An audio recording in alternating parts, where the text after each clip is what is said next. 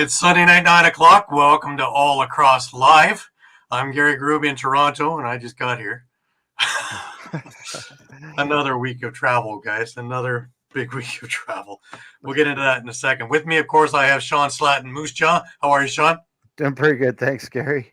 And I have Muffler Mike over in Connecticut with a nice Seals jersey on his door. Like that. Saw a lot of that a couple of weeks ago. Yep. How you doing, Mike? I'm doing good. Awesome. Yeah, guys, nothing like having a good old 6-hour drive to Albany and a 6-hour drive back in the last 24, 35 hours or so. That's always fun. It's a good time, though. I really enjoyed the atmosphere, the people, the arena. You know, there's a lot of really good stuff going on there. They seem to got that down pat, and there were more people there than I thought there were going to be.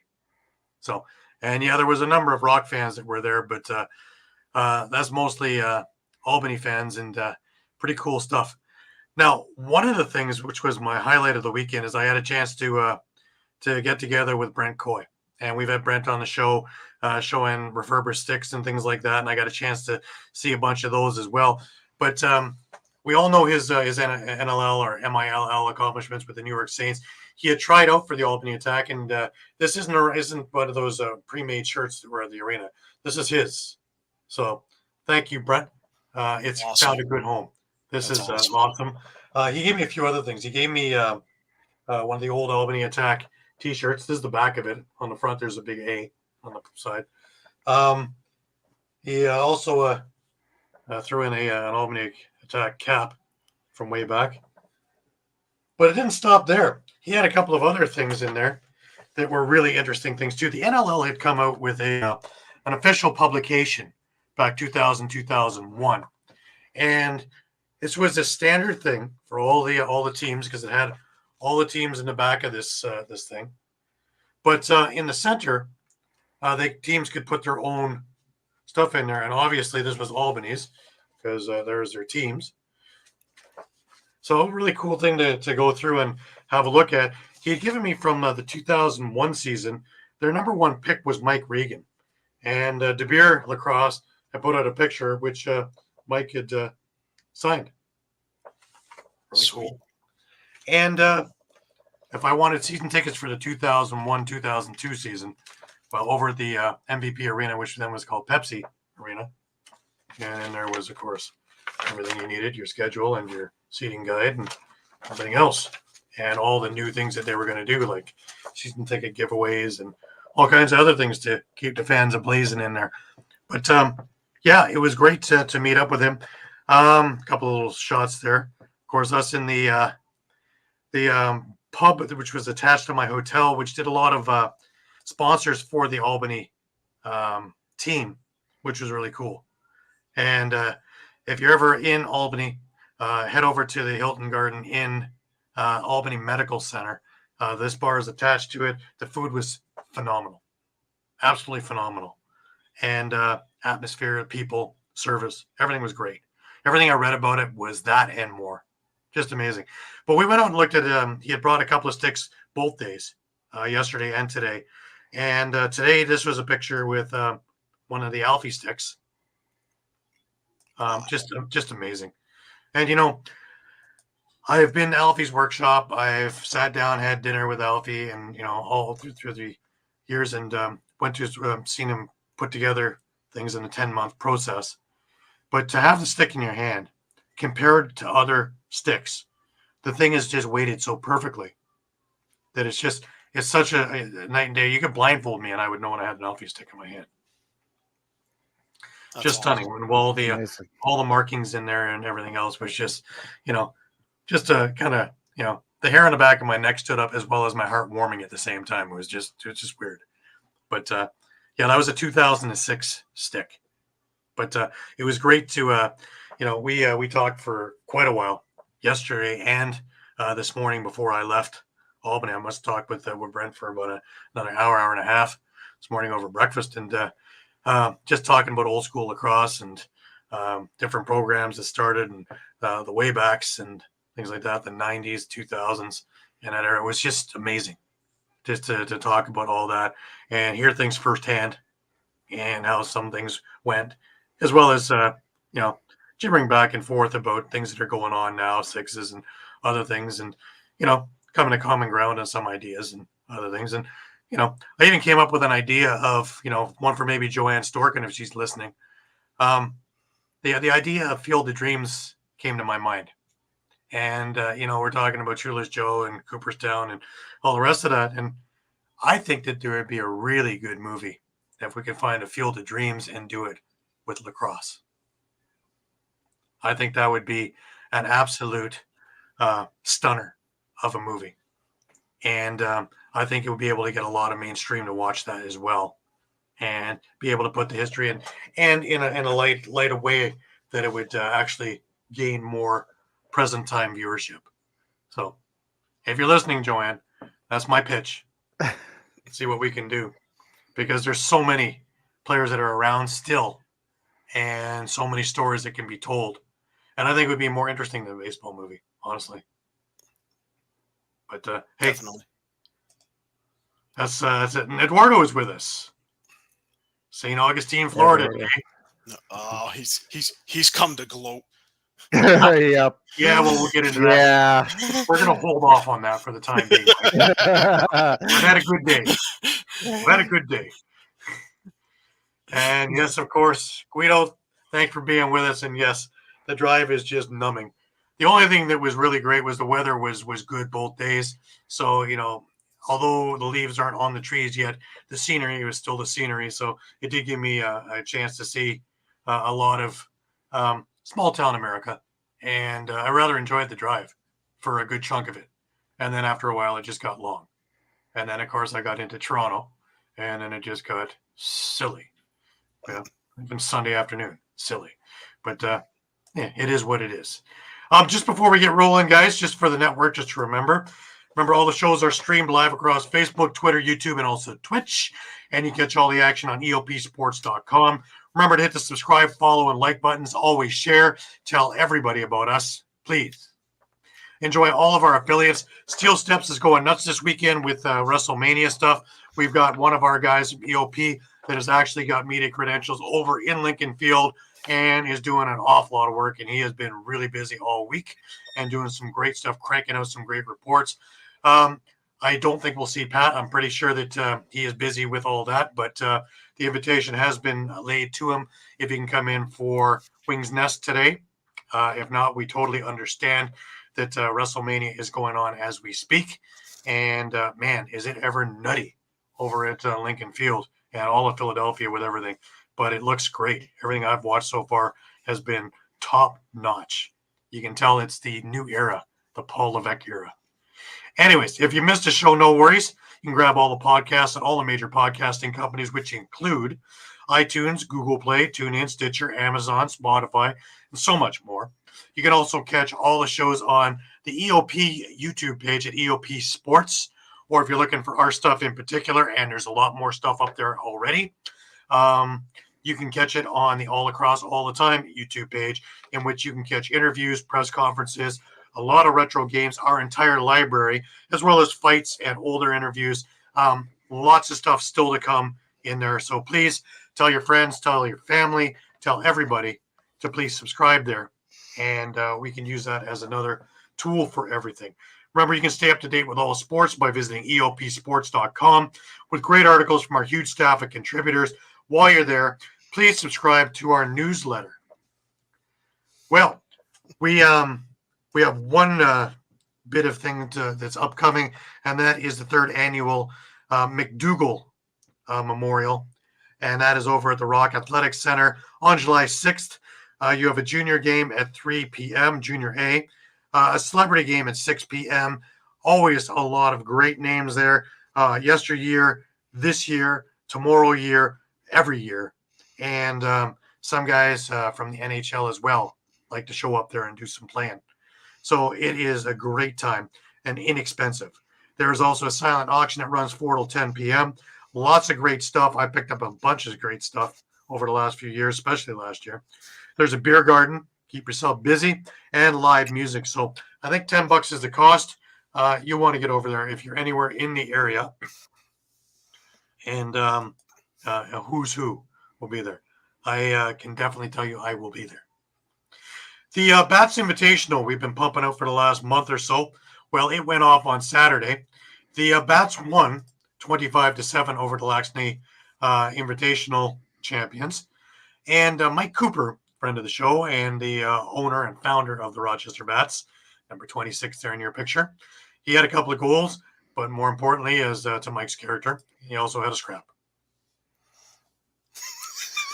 A little good-hearted thing there, but, got to keep it real, y'all. Got to keep it real. Wouldn't be a Bats Invitational without one, right? Yeah, Well, of course, exactly. man. Of course. Otherwise, it looks staged. It's ballet, isn't it? It's lacrosse, man. You want flag football? We've got a field outside. Yeah. Can't take the shall we say the contact out of lacrosse, man. Not a soft game. Anyways, happy birthday to the Gate brothers who had their birthday the other day. They are now 57. Young, I will say. Nobody be squinting. I'll be 57 this year. Young. News that I actually broke on the other show on Thursday. Totally by accident, but it happened. Reed Reinhold was my guest, and he had let it be known on the show before anybody had publicized it that The Rock had signed him for the end of the season. It was actually a day before, because Friday was the deadline to sign up free agents that could be still available for playoffs. So, big news there. He was a huge part of some of the teams that were really successful, and his role here will be to fill in for any of the guys that A, need a rest, or B, get hurt. And that's great insurance to have coming off the bench. Fantastic player. Speaking of coming back, Challen Rogers, he's back. Missed 6 games with a shoulder injury, and he is back. Looked very good yesterday. We'll get into that a little more when we get into the recaps. The weekly Nick Rose milestones. Last week we skipped it because he didn't play. But with his victory yesterday, passes Bob Watson for the most career wins in Toronto Rock history with 106.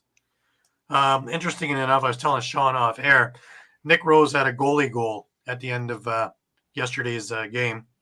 It's in the highlights, so we'll get to see it. But interestingly enough, I have been at every one of his goals. The 2 in Toronto against Buffalo. I was at the 1 in Rochester when he scored. And I was, of course, yesterday at Albany's game when he scored again. So just a little FYI. Maybe get me some first class. Nick Rose can be a 50-goal scorer. Yeah, he'll break the record, right? Next one breaks the record. That's it, So anything's possible. Speaking of records, Jeff Teat. He was the first to 50 goals in the NLL this year. Second time in his career to reach that milestone in his 3rd season. Pretty wild. Yeah. Remember, the Riptide go as Jeff Teat goes. And talking about success stories, the Georgia Swarm clinched yesterday with their victory. So they are in the playoffs. All right, without further ado, why don't we get this over with, shall we? Yeah. It looks so promising, man. I went 4-0 on Friday. And then a 2-2 day or whatever, or something like that. 2-3 day. Whatever. Anyways, we have a new leader. Eduardo is our new leader at 74 and 46. Some heavy duty numbers there. Shawn and Pat are tied in second at 73 and 47. I am still on their heels at 71 and 49. And Mike is starting to fall further back. But I see what Mike's doing. He has to make things happen, so he has to go against the grain. Yeah. And if he gets a week of upsets, he goes 8-0. Oh, we're all screwed. Yeah. Yeah. And every one of us will go 0-8. Highly unlikely. But if we look at it, 6-3 for Pat and myself and Shawn, 8-1 for Eduardo. Just absolutely amazing picking. And Mike at 4-5 because he's trying to make things happen. Not that he can't pick it up.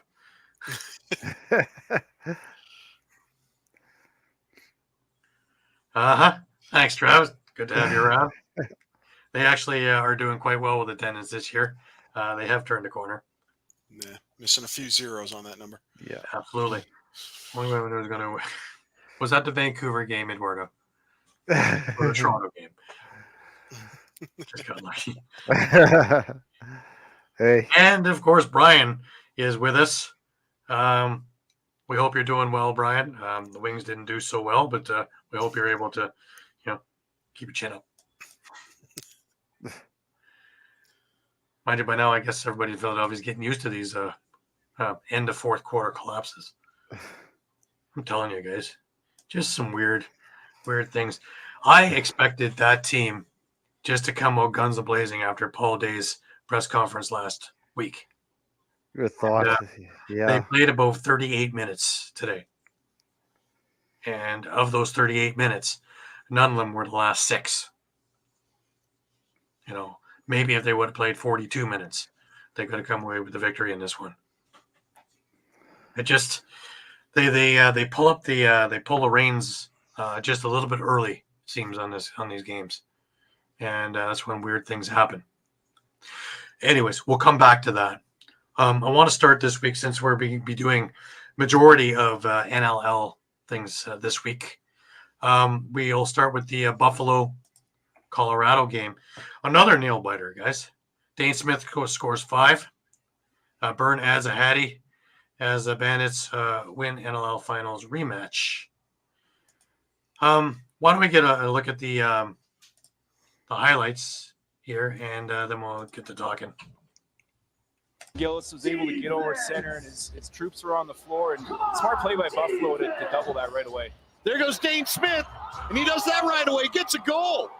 He was unstoppable a week ago. Looks like he brought that same energy to Colorado. The net, that's with Dylan Kinnear. It's just an wrestling match and a shot. He ended up setting a screen. Short-handed goal for Colorado. Colorado boxed up. And there's a sneak by. That, I believe, was Byrne who took the late hit. And it gets by Dylan Ward, and we have a tie game. It's DeCloutier. Now he tried to throw it to DeCloutier. He was knocked down. So Colorado tops in the league on the penalty kill. Dane Smith doesn't care. There's a second in a row on the power play for Buffalo. They take back the lead 5-4 with that Dane Smith goal, his second of the night. Trying to go to work. That's McLaughlin with it. Goes over to Robinson. Robinson will feed Kelly. He fires and scores. Game is tied before we go to the half, depending on the last 2 seconds. Williams with it, low corner. Now to Robinson again. Kinnear with the pick. Creates the lane. They go back door. That's a goal. Oh, Eli McLaughlin was hanging out at that X position if it was field. And everybody clearing space for his teammates. Now the ball finds him again. He gets to the middle. Dumps it off to Buchanan. And it's a goal. Dylan Ward tried to look as big as possible. 8 seconds left to go on that penalty. 8 on the clock. Oh, there's a pass right to the middle. Nanticoke's free and scores.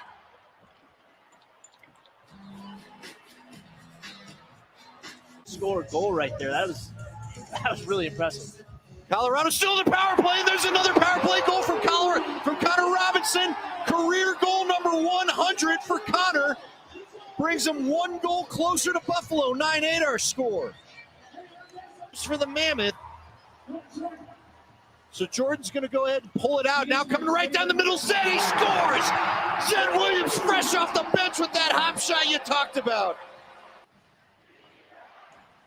They go up high to Dane Smith. Dane Smith just bowling through the Mammoth defense and scores! I didn't see who tried to check him. Was that Robert Hope? But Dane Smith was just like a freight train. That was Owen Downs, the young kid. Well, wasn't the token Anacoke pass to Kyle Buchanan just something else? That was just a thing of beauty, wasn't it? Yeah.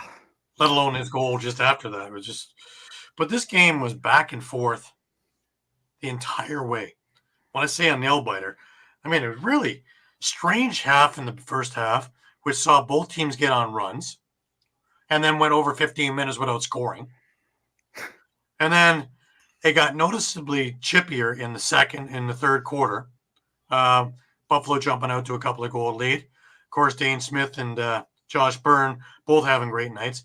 Connor Kelly and Zed Williams came to life in the fourth, aided by Buffalo's undisciplined play and taking a bunch of penalties. But Byrne and Smith ignited and scored back-to-back for the 13-11 win. Back-to-back, actually, if you include the empty netter at the end. Just a wild game, eh, guys? Yeah, but I guess, good teams find ways to win. And I guess that's what Buffalo did right at the end there, right? To pull away. Absolutely. Now, do we think that Buffalo is kind of found their thing now? Some people are thinking that the league should be more weary of them. I'm not so sure. I'm thinking that if you can find a way to shut down Smith or Byrne, or by some way both, or disrupt it a little bit, that they are that team is not going to be doing all that much. Am I wrong? I wouldn't say you're completely wrong. I don't think they're quite where they were at this point last season, where they were just red hot and unstoppable. They Right. don't quite project that aura of invincibility like they did at the end of last year. But they're still the champs and they're still a dangerous team. So, right. Right. And I was gonna, well, certainly. I mean, you saw that during the stretch of games where he was on injured reserve. Well, and you saw how, yeah. Yeah, and it's I mean, it's the reason they're not 12-5 right now, or 12-4. So yeah, instead of 9-7. So yeah, I was going to disagree with you, Mike. I don't know exactly about shutting down Smith and Byrne, because they still have, like you said, Natakoke, Kluche. You still have some backup scoring there, but again, yeah, I agree. They don't look like the same team they were, and Vince has looked somewhat human this season. Because let's face it, the Byrne and Smith I think accounted for something like 35 points in the last 2 games. 2 or 3 games. Just some absolutely obscene number between the two of them. That's a lot of points that the rest of the team is not scoring. And both wins. If you're able to cut down one of them, I think you're also going to be able to hamper the other one. And these games aren't blowouts. If you're knocking them down by even 2 or 3, that's a loss to Colorado. Just putting that out there. So, yeah, I don't think it's all. I don't think the Connor Farrell thing is going as well as they thought it might be. Yes, he had a decent day here, but as soon as he faces I don't know, TD Erlin, Trevor Baptiste, these are the ones he's going to face in the playoffs. Well, that's a good point, Gary, because he had an okay day. It was like he was 16 of 28, so that's kind of in the 50-50 mark. Like, it wasn't he wasn't dominating by any means. And he's also not going against one of the top face-off guys in the league. No. So what happens when that happens? Those numbers dip. Just like Colorado has had trouble all year with their defense, with their offense. And they were still able to do both in this game. And this is a team that's supposedly mailing it in since they made all those trades. Yeah, I mean, I think they've kind of shown that they're not. I mean, it's maybe a different story now after this game, where their playoff hopes are all but You vanished. gave away 2 perennial All-Stars in Dawson and Wardell. And you're doing better? How does that work? I mean, The head scratcher, in my Yeah. opinion. it is, but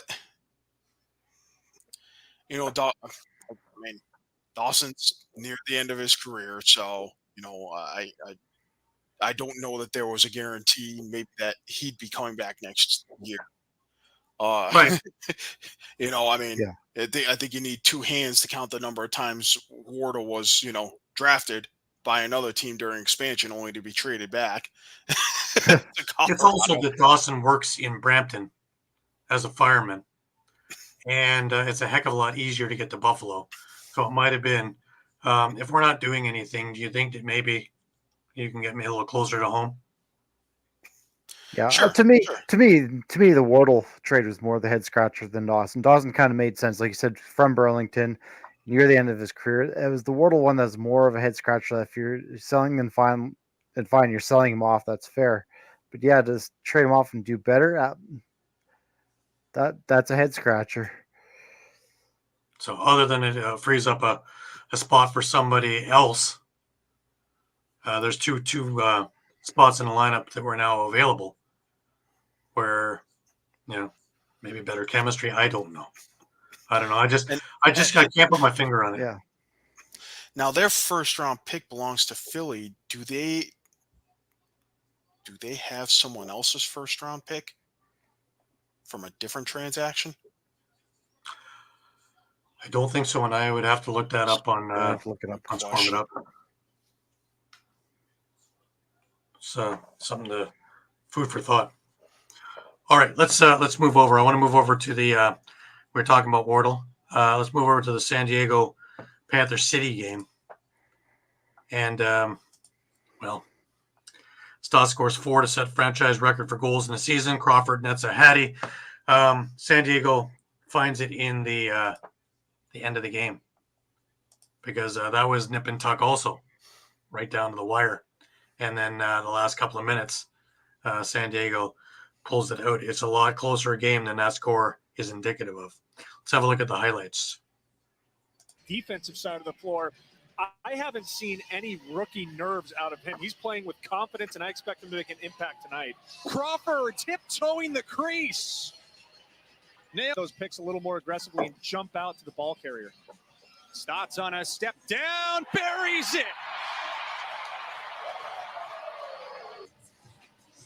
And the Seals effectively kill off the penalty as Panther City slips to 1 for 13 in their last 3+ games. Berg feeds ahead. Seals tie the game. Patrick Shume with his first of the year. Malcolm.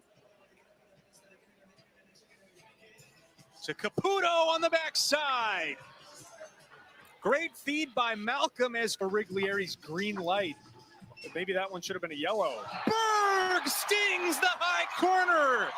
Shot clock winding down and kind of give a palms up like, hey, that's kind of my role right there. And Crawford, just like he drew it up. The old bobble to yourself in the issue. Goodwin this time hums it wide. And the Seals can run this time. Baptiste head down, pushing the tempo. And it's Bradley who beats Taymud. Bluffs, Berg backpedals. Berg back to Stotts with space, and he buries another one. A first half hat trick is Trey Leclerc. Crawford to Malcolm, final seconds. Caputo beats the buzzer. Oh man. Lusky about getting out and just getting set versus coming out as we see a penalty here. Wesley Berg, 1 fake, 2 fake, red fake, blue fake. Sheridan pulled them within 1 a couple of minutes ago. Now Crawford with space. Crawford scores again, and we're tied at 7. Has those strong relationships with the rest of the players and coaching staff. It's definitely nice having him back here in the building, guys. Baptiste for the first time this year, and what a moment to put San Diego up a goal. Panther City's defense covers possession. Now Goodwin buries up high. Panther City gets one in transition to tie it at 8. LeClaire rolling to the net, can't handle the pass. Wardle, shot clock running out, and Chris Wardle with his first is a seal. Outside and up off the boards. No reset of the shot clock. Knox has it. Donville to Knox. Step down. Knox ties the game. Philadelphia. And then have games each of the final 2 weeks. Malcolm, first of the night, gives Panther City the lead. Chris knocks the ball loose. Under 5 minutes left. Stotts ties it at 10. 4 for Austin Stotts. Power play. Went 4 for 5 a couple of weeks ago. They can take the lead with a goal. Stotts back to Berg. The hat trick goal gives it back to San Diego. Malcolm Thompson knocks. And a mistake by Panther City as Doby out of the box. Doby to the net. And he buries it.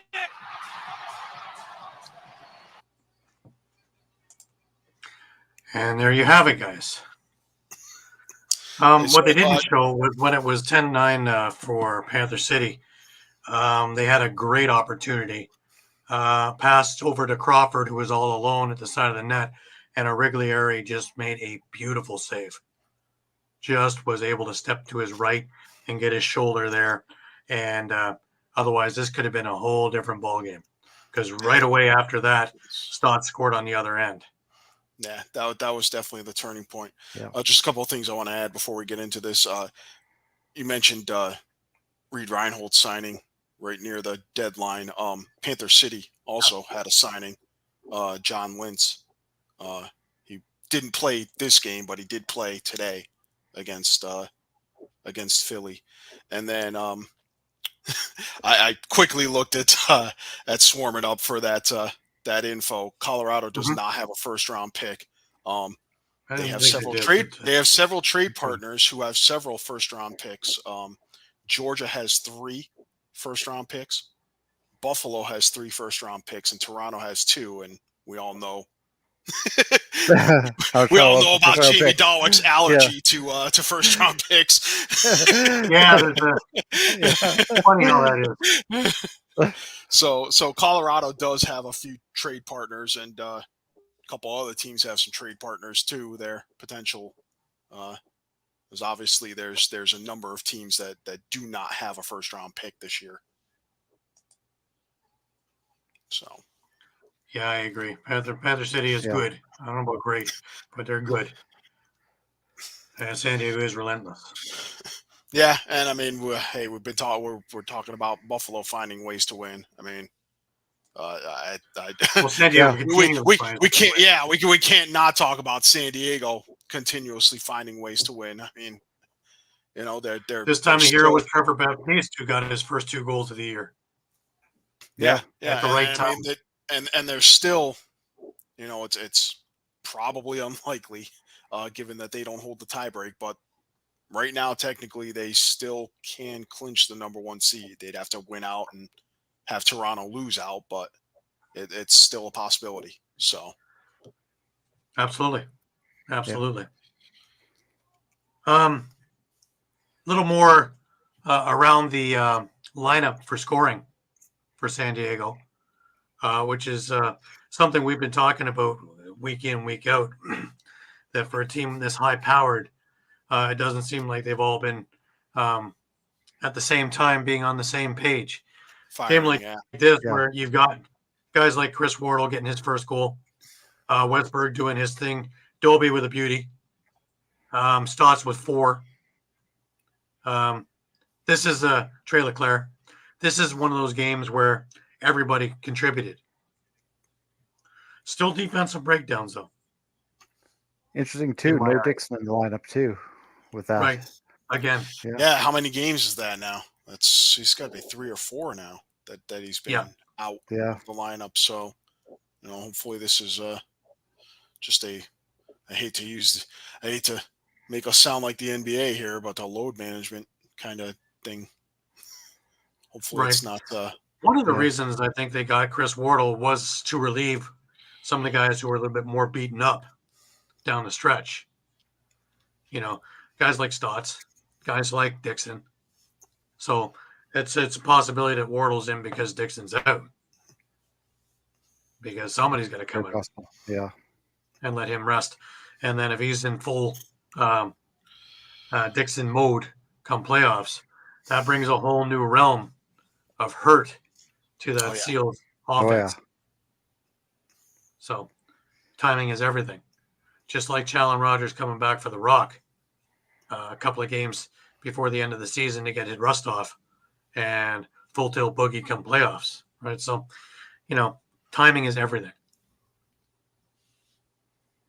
But Seals, they win again and put the pressure squarely on Toronto to win this week to keep up.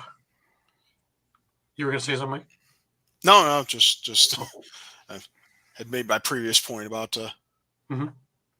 San Diego still having a chance. I mean, I guess if Toronto, Absolutely. I guess if Toronto wins, they'll pretty much clinch home field throughout. So, yeah, and they have Rochester on Saturday at home. You know, if we're looking at trends, you know, that doesn't look so good for Rochester, but I've seen stranger things happen, and I saw some stranger things happen this week, which brings me to Saskatchewan and Calgary won. It's a battle of the bad turfs, guys. We'll start off with the blue turf. That'll be Del Bianco shines with 52 saves and highlight reel assist as Roughnecks take battle of the prairies. Why don't we have a look at how this went down, and we'll come back to it. Curtis, Ontario. The pace back to Cook. King trying to set a screen. Oh, and Cook! ISO! On Bobby Kidd the third. Inside. All alone, Walter. On his wrong side, and Del Bianco quickly up ahead. Simpson. Shot. Good save and a beauty from Chiliano. Back of the net. Just been snake bit all season long. He's got the loose balls. He's got the cause turnovers. Backdoor cut in the goal. King beats Dixon. Prairie boys in the lineup.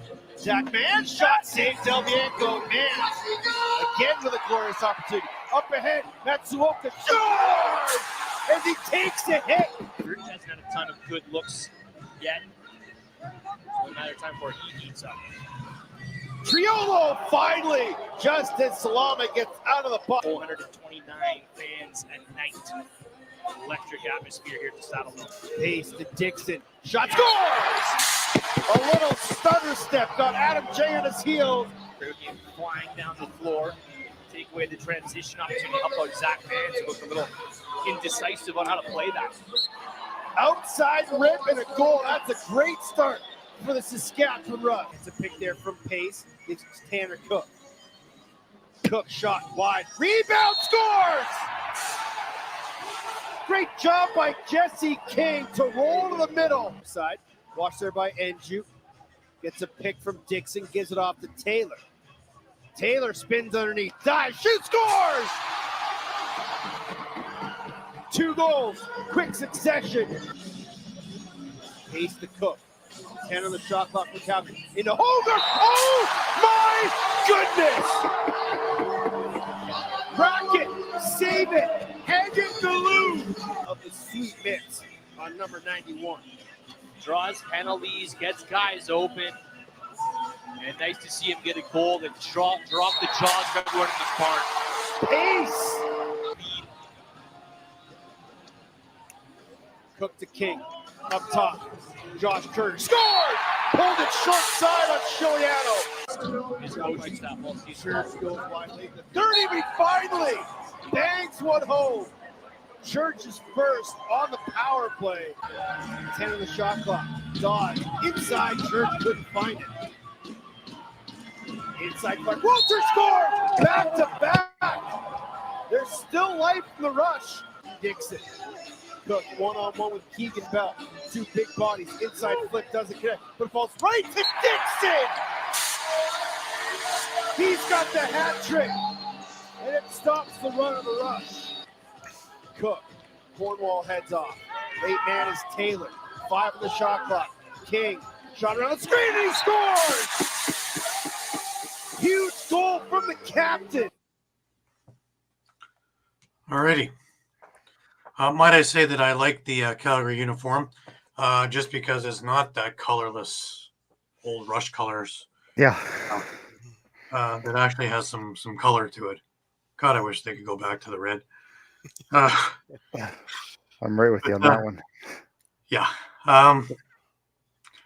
You can't get down 4-0 and not score until almost the halfway point of the second quarter and have good things happen to you. Well, but on the other hand, at the end of the game, they had 62 shots, and there were some good looks. Christian Del Bianco. Could you imagine if they actually had a couple of goals at the beginning? That's a win. Christian Del Bianco shut the door. Simple enough. And you could see the frustration in that offense, and that's what Christian Del Bianco does. He frustrates offenses. Saskatchewan dominated almost every single statistical category: face-offs, shots, everything but goals. I don't know how you can fault. Like, what more could the Rush have done? Like I say, they got to get off to a better start.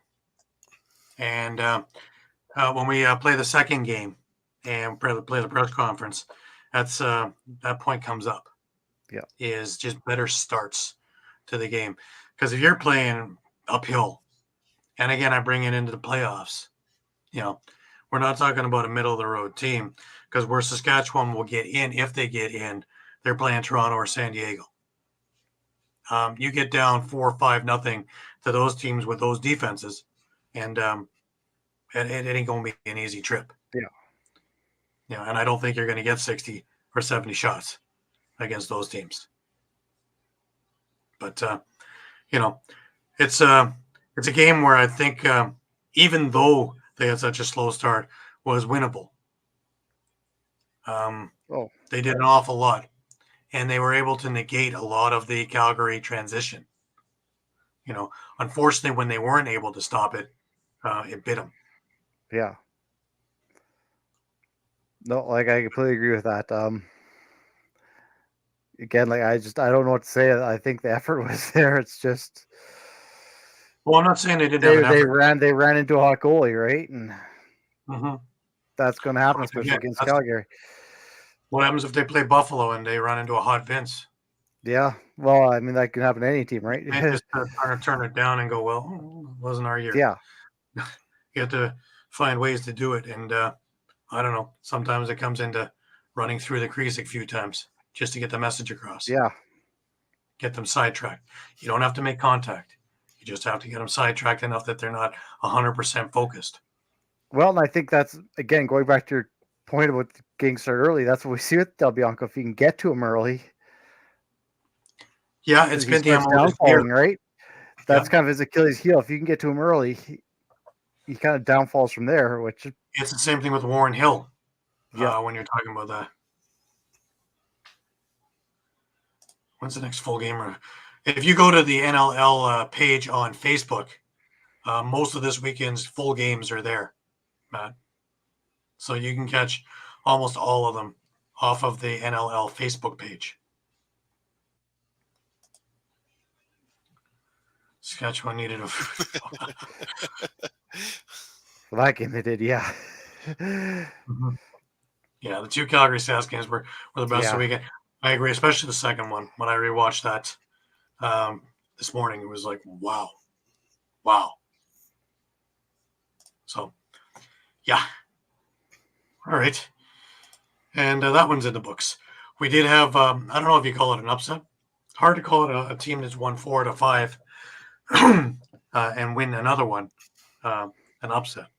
But Halifax went into Vancouver on Friday. And, even though Halifax had the lead for a while, Ball continues toward pace with 5 goals. Warriors win their 4th straight to stay alive for the playoffs. 15-13 over Halifax. That is deadly for Halifax. And they're spiraling out of the top group. now they go into the middle section, and it's hold on, and hopefully you have the tie break at this weight or another weight, because they're starting to go into that Buffalo zone in my eyes, and don't have the tie break with this one and don't have the tie break with that one, and hope to finish ahead of this one, and maybe they, with a bit of luck, they can be ahead of that one. I think, Mike? Yeah. Those really are the two teams that are kind of in a playoff spot now, but almost seem to be in the most danger.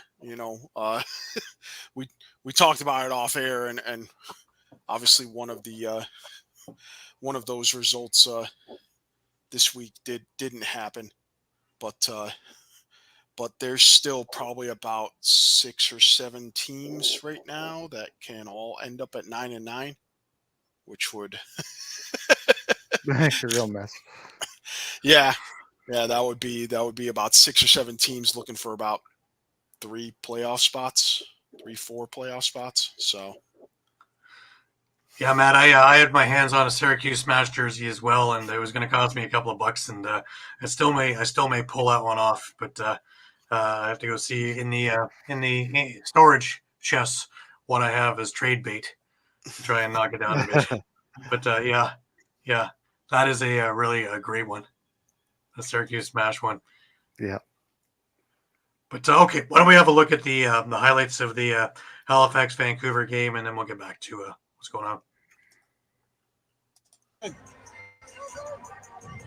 Back the other way, reverse transition. Peterson, cross crease, scores! Oh, what a setup from Peterson. There's kicking ball into the middle. Charlotte Beatties, room, shoots, and a weak one. Oh, it's a pass down to Killer, rebound, chance, Martel scores! It's actually 4 away now after that one, as he's looking to become the 5th player to reach 1,800. Oh, another goal here for Halifax, this time from behind the rack once again. Ball bounces to Martel with 14 on the shot clock. Penalty call coming here to Tarafinko. Double team coming to Martel, scores! Short side. Looking to improve it. Charlotte Beatties hit the shot. Rebound, scores! Oh, Charlotte Beatties robbed by the butt end of Hill, but ricocheted right to Crowley on the tap back. Tyson Bell, lady, just getting back to the bench now. There's kicking ball one more time. He's got the hot stick, scores! That's what I'm talking about. 45 with 2 in a row, and Vancouver within 1. These guys on this Vancouver team that the younger guys can watch and learn from. He knows how to get it done in this league. He's been doing it a long, long time. Here's Hosek, and a rebound, scores! Oh, Halifax right back the other way. Atmosphere inside Vancouver tonight. His ball again down the middle. How did he hang on to that? Scores! Oh, clip it for Keegan Ball! And then to take away that opportunity from Shanks to take advantage. Charlotte Beatties into the middle. All sorts of rims. Scores! And Vancouver is in the lead for the first time tonight. Penalty of the game. Ganesh, a low drive quickly. Walsh, quick outlet here for Bowering. Can he run onto this one? He can. Feet in front, ball short-handed! Scores!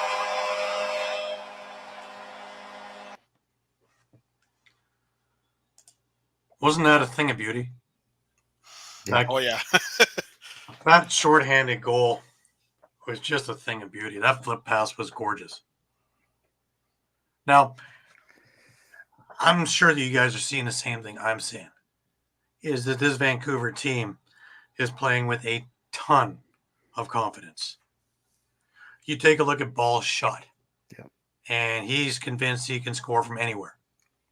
You take a look at Ryan Martel and the way he's crashing the net and diving.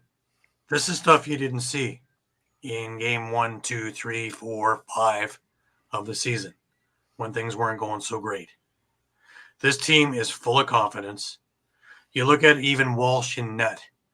He gives up a goal. You don't see any slumping. He just scoops it out and we're back to it.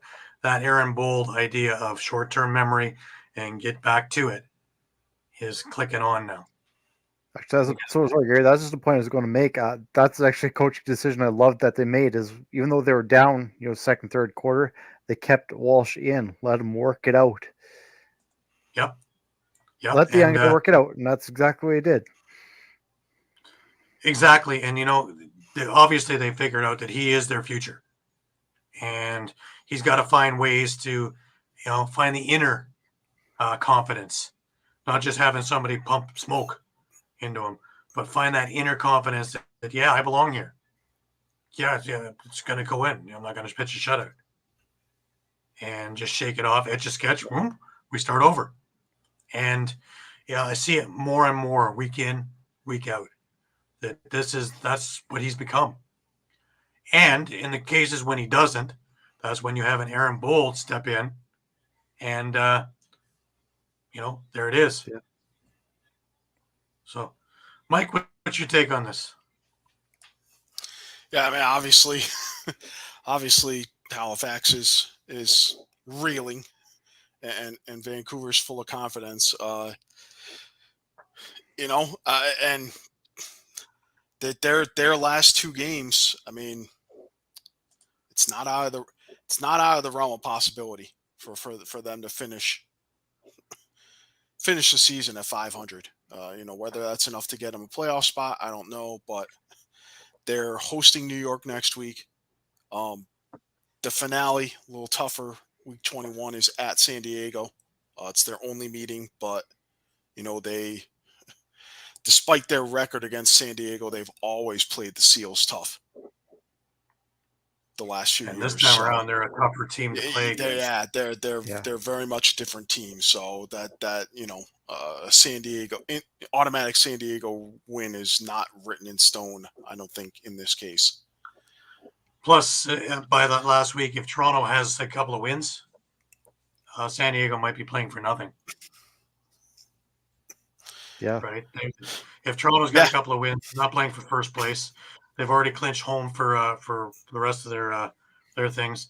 Then it's maybe pull the shoots on a couple of guys and get them some rest.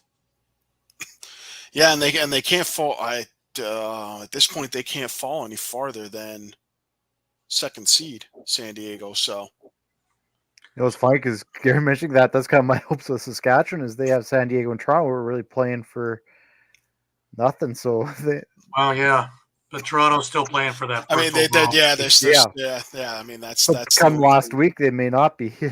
True. Very true. All it's going to take is one win. So as long as Sask can take care of business, but unfortunately for them, it's against. I know it's a tough road to call. That's the only hope I got, right? We all need dreams, right? Yeah. Yeah. All right. Well, I know. So unfortunately, when we're looking at all these 7-9 teams and what they have left, Saskatchewan probably has the toughest slate, despite both games being at home. So. Right. All right, let's move on. We move into the Saturday games, and the game that I was at is, of course, Toronto in Albany at the MVP Arena. Nick Rose makes 47 saves and scores a goal as Rock improves to the league best 13-3 record. I thought that Albany looked real good in the first, and then all of a sudden the roof came crashing in the second when Toronto scored 6 times before Albany got a goal. So a 2-1 lead became a 7-3 deficit at the half. And then, of course, the defenses showed what they could do on both sides. And it became a track meet of epic proportions and a lot of defensive work. And the Toronto defense, man, they just reckless abandon, man. They throw themselves in front of shots. They hit tap sticks. They do all kinds of things to change directions to make it a little bit easier for Nick Rose. And when Nick has to make the save, my God, Nick is looking better than ever. There is a real problem if he doesn't win goaltender of the year this year. Unless the roof falls in the next 2 weeks, there is something wrong with his system if he doesn't win it this time around. Though I was a proponent for the last 2. and his numbers backed it up. So let's see. Let's look at the highlights here, and then we'll get back talking about the game. Good move bid on the Albany defense, guarded by Jokum. And for Jamison to come home with that goaltender of the year, we talked to Matt Sawyer. There's Rogers. Welcome back to the lineup. And what we saw a couple weeks ago is Simmons winds and scores. Albany's going to need some transition when Toronto's not set on the... You can draw that same connection between some of the best goalies in the league that Rose has been facing. And what a shot, Brendan. Wow. Holy cow, Chris Boucher. That was a laser beam that zoomed across the middle of the floor. B Lacrosse with the Oakville Rock. And Coach Sawyer has watched him grow into a young pro. And on the move again, this time Mark Matthews came around the screen and punched it in short side. Toronto soared into the stands. A reset for Toronto since there was contact with Albany. Rogers receives a pair of screens. Skip pass from up top to Schreiber. My goodness, Schreiber found the perfect pocket to fire. Just Kurtz is the first man out the door. His rip on the belly of Rose. Desnu in transition delivers. Eighth, new 30-second shot clock for the Rock. Skip pass, Boucher shovels it in. Oh, Boucher, he got rid of that so quickly. Schreiber, defended tightly by Leo Sturz, finds a cutter, and Lintner scores. 7th goal scorer for Toronto. Lintner cashes in with his 15th play. As we approach a minute left in the third, Albany with the ball in the retro jerseys. The Albany attack unis going back to the early 2000s. Kurtz, nice feed to Firth on the door. Couldn't put it home. He's the lone 2-goal scorer. That's proof that Toronto this year, more than other years, and they score. Matthews. They know how to finish games. Yeah, they were running Guess That Movie, so maybe you could catch one of the offensive players going, I know who was in The Incredibles. Maybe a shorthanded bid coming here. Watkinson, happy birthday. And he wants the crowd to engage. By Tom Schreiber, 10 seconds. Rose the save, airs it out, bouncing, Rose scores a goalie goal to cap it for Toronto.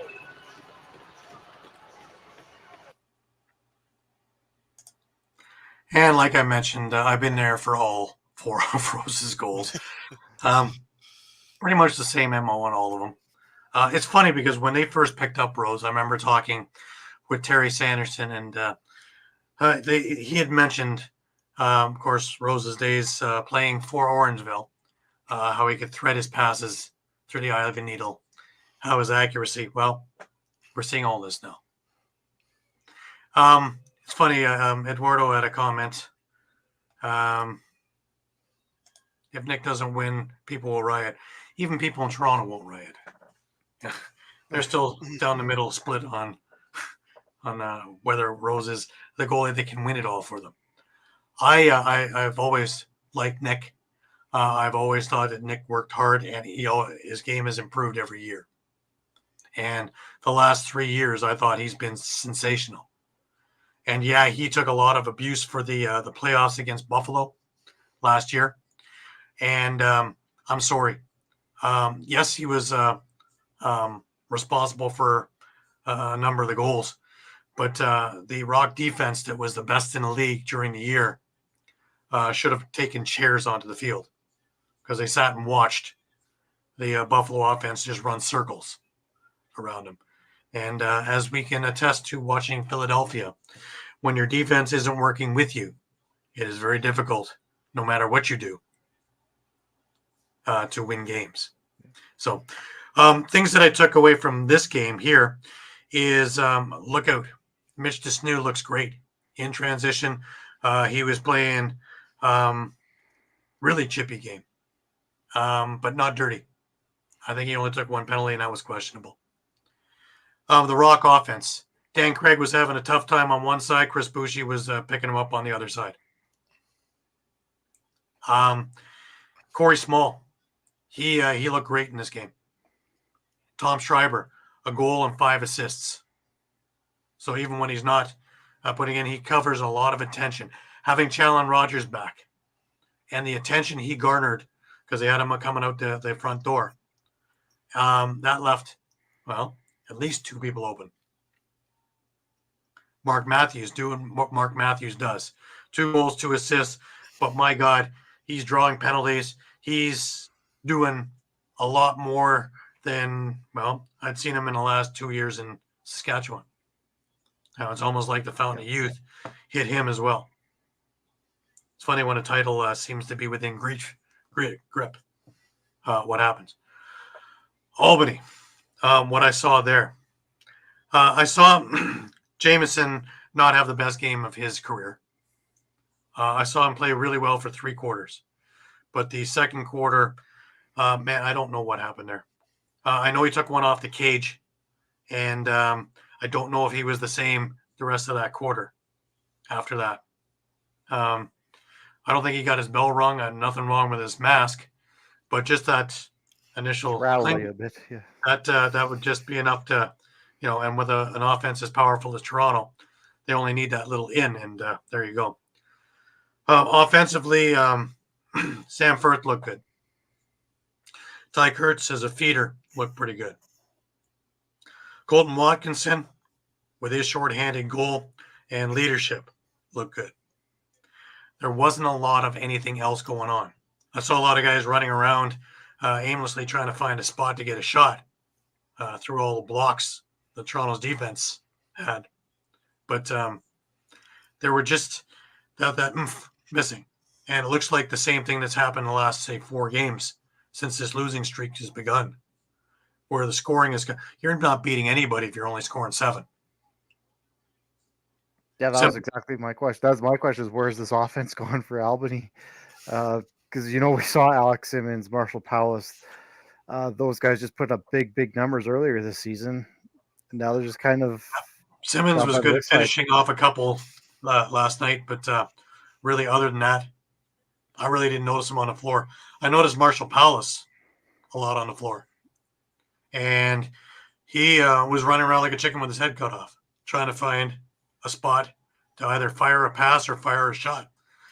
But Toronto did a really good job blocking the lanes, filling in the lanes, shifting, and doing everything else that needed to be done. It really was a textbook performance, with the exception of a couple of the last possessions. That seemed to kill Toronto. If this game was a little bit closer, last possessions at the end of quarters, that's something that needs to be a little bit more focused on, I think, in practice. If there is that chink in the armor, letting your guard down because there's only a couple of seconds left, or, letting that shot, that worm burner that just kind of eludes everything into a far corner. I watched that a couple of times. So come playoff time, that could hurt, when you're going into real tight games. But like the announcers had mentioned, Toronto knows how to finish games. And down the stretch, 9-7 was as close as it was going to get. And if you thought the defense was tight up until the 8-minute mark in the fourth, the noose tightened entirely and completely choked off all the Albany offense. And it wasn't multitudes of shots. They would get one, and it was coming right back and quickly. So getting into that track meet transitionally, I don't think helped them at all. Defensively, not. They were gasping. And they were still able to hold it. Jameson looked good in the fourth. But they weren't able to do what they were doing in the first, say, 8 or 9 games of the year. Mike, what's your take on this thing? Oh, it's definitely concerning, especially since their 2 remaining games are away, at Panther City and at New York.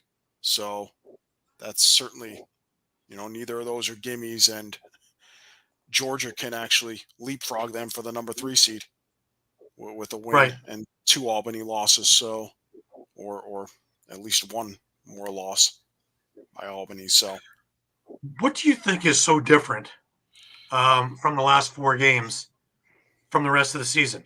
What is so different that they're doing or not doing that has created this dilemma? Could be. I think you alluded to this earlier in the season. when they opened the season, 6-0, not a lot of folks had video on a lot of the new offensive players. Right. Good point.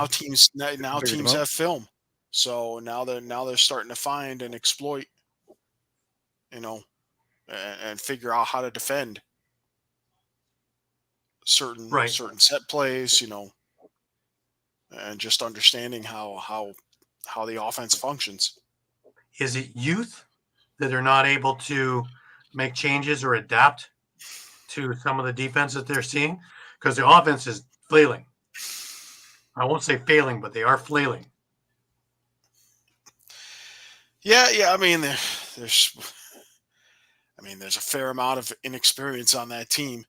The most experienced offensive player is probably Walker, right? Walker or Watkinson, both. Yeah. So you have Kurtz as a rookie, Simmons is a rookie, Firth has 2 years, not even. Grennan's got 3. So Longboat missed a season, so he's only got a couple of years. Paulus only has a couple of years. So, but is that enough for adaptability and to change what you're doing or what you have been doing to try and get a little bit more creative? I would say maybe not so much adapting, but finding roles or identities for the guys. Maybe like, hey, there's, is there a leader on this offense? Like a bona fide leader versus, we'll just, because anyone can handle the ball, anyone can score, anyone can. Because if I look over at Buffalo, for say, Smith is the quarterback, Byrne is your receiver. Occasionally the other way around, but that's your big one. And then you have Fraser, Cloutier, Nanakoke as the outside guys to really throw wrenches in it. In Toronto, Matthews is your quarterback, or Schreiber, depending on what side you want to look at. And then you have Corey Small, you have Chris Boucher, you have Dan Craig, you have Josh Dalwick, you have Dan Lintner. I could go on. There's a lot of it almost feels like Albany doesn't have a similar type of structure. There's not that quarterback. I mean, it's not to say that they have no structure in place, but no, I'm not saying that. But I'm saying that one guy who is that setup guy, or 2 guys, depending on what team you're looking at, who's going to quarterback it or going to do all the ins and outs and then feed it. They don't seem to have that guy, or they don't seem to have him now. Yeah. And teams are keying off that. And if your offense is running around, then nobody knows where anybody is. So then there's not set plays. It's not blueprinted. So those passes are the ones that are going sailing into the corner because the guy who was supposed to be there isn't there. Or the one you thought was going there is coming this way. You can't play free for all. All right, so let me throw this in there. Is it 2-part question? Mm-hmm. Is it worth trying to implement a system like that this late in the year and take into consideration one Dyson Williams coming in next year? Let me answer the first part of that. And yes, to implement something, maybe not something that is completely etched in stone, but a little bit more of a, we talked about that before, leader, the one who's going to quarterback. Yes, that's your role. That's your role, whatever. Somebody has to take on that particular role. It's how all success is. Take a look at any of the successful teams. Take a look at any of the teams that won in the last 10 years. They've got that guy or guys. It can't be just by committee and whatever happens, we're going to try and figure it out, because it may work a couple of times and it definitely will work on the lesser ranked teams. But once you get up into the big boys play, well, you're seeing what's happening. Yeah. No, and it doesn't work. As for with Dyson Williams coming in, I don't think that plays anything into what is going on now, because Albany was looking at first place for the longest point of this year, and now they're slowly making their way to the middle. It's not going to happen that it'll take them all the way out, but you don't want to be going into the playoffs on a 6-game losing streak. That doesn't do a whole lot for young confidence. True. Well, I think based on your answers, I think the answer needs to be Ty Kurtz. I was going to say Ethan Walker, but if you're, factoring in Dyson Williams coming in next year, I don't think you want your quarterback and leader to be necessarily on the same side as Williams. So I think it needs to be Kurtz. I don't think it's too late. I think you're right, and I think you got the right guy, Mike. And I saw that at the beginning of the game yesterday, and then they, for some reason, got away from it. And when Kurtz was feeding, they actually looked like the system was in place. But good teams will find a way to bottle him up, and he really wasn't much of an issue the rest of the game. But it took strong defense to do that. I think with a little bit more seasoning and a little bit more practice of set things to do in case ofs that become second nature, as well as his talent already, I think that is a damn good choice. I think you got something there. I think that is the correct guy for that. And if he can feed some of the other bulls that are in there, like Watkinson, and he doesn't have to do that all himself, I think you got something going there. And especially when you got guys like Alex Simmons rolling. Like I say, the opening quarter, they didn't score a lot. They had 2 goals. But the chances that they were getting were quality shots. Whereas in the second, they really didn't look like they were getting anything until near the end of the quarter. And even then, it was only 1. So, something changed. Luckily, where I was sitting was right beside the Rock bench. And, Bruce Codd had meetings continually every time his defense got off the floor. Not long ones, but everybody was turned around listening. And different things and different tries and move this and change that. And that's what great defensive coaches do.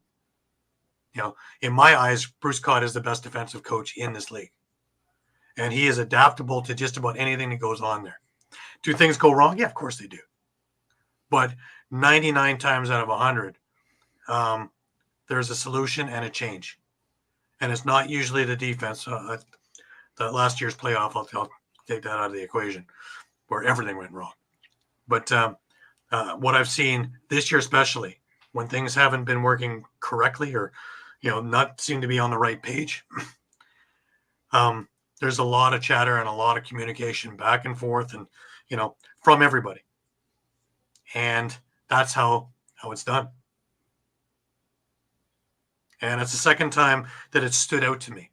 The one was in Toronto against Halifax a couple of weeks ago, when things look a little disheveled, and he had a meeting in between quarters, and that fourth quarter they were just lights out. This game, continue a little dickering around and changing things and talking with the guys and getting the feel and his 2 cents and everybody being part of it. A good coach is a facilitator that works with his guys and takes input from it. And that's exactly what I was watching. And, to me, that's gold. And that's probably why the numbers have been that good for the last number of years. Just my take on things that I was keying on where I was sitting, because I was in a prime seat for that. So, Toronto is sitting at 13-3. Everything is in their own hands for that to work. Guido.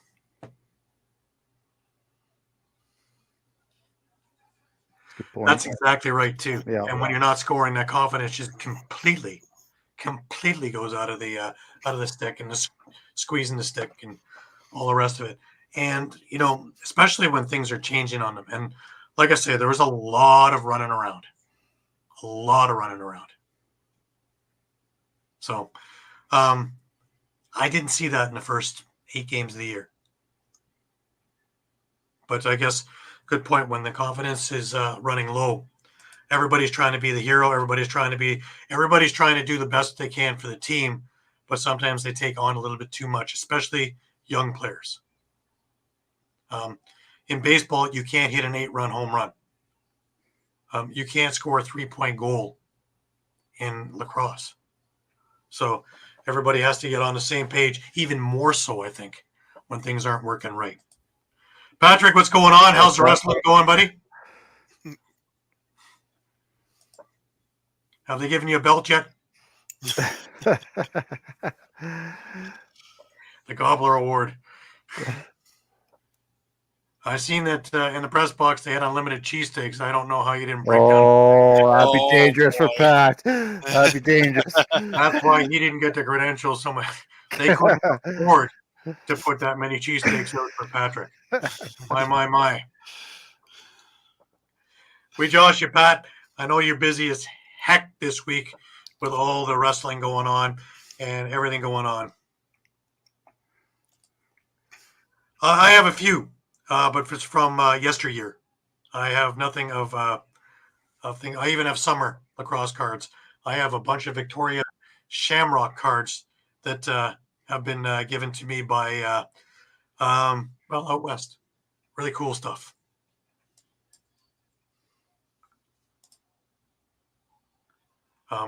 We have a guest, guys. Oh, I don't know if he's going to make it on here or not. Mentioned cheesesteak, and all of a sudden, all of a sudden he just shows up, does he? Mentioned cheesesteak, and here's the guy. Here he is. In between bites. He's got the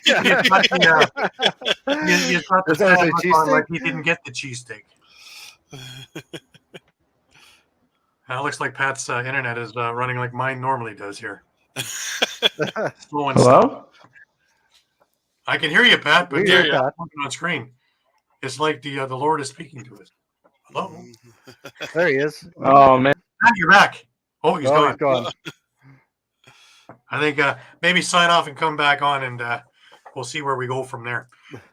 While we're and he's back again. Any better, Pat? He's got the same look on his face, though. He's got that look that the Wings had at the last 5 minutes of the game. Oh boy. Oh. I take a pot shot. I'm sorry.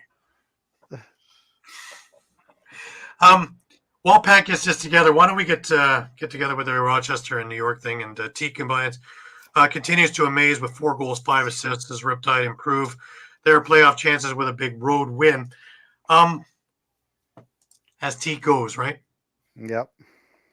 Why don't we look at the highlights and see exactly where this went right for New York and where this went wrong for Rochester, because it doesn't get any easier for Rochester. They got Toronto in Toronto and Hamilton next week.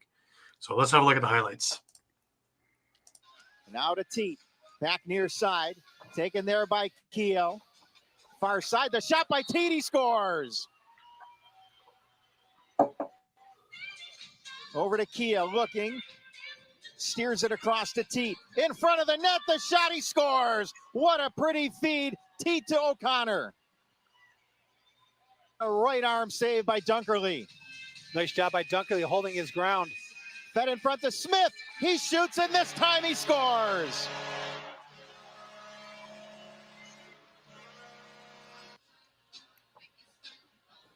Just over 6 to go here in the second. Lansbury gets free, shoots, and scores.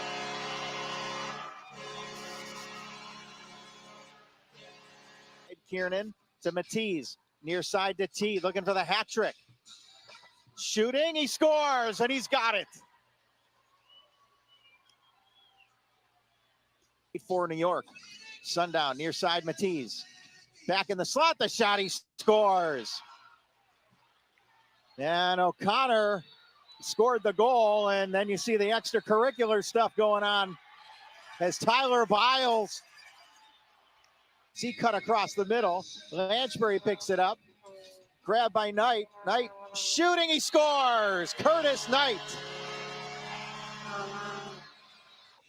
Flip pass up top. That's grabbed by Fields, getting away, looking, feeds it in front, the shot, he scores! And Waters buries it, and that's point number 100. And that one is played on ahead, and here comes New York. Breakaway opportunity, in on goal, the shot, he scores! Mitch Wild. That's a 10th shorthanded goal that Rochester has given up this season. That is worst. Picked up by Turner Evans to McConvey, shooting, that's knocked down. Lansbury shoots and scores!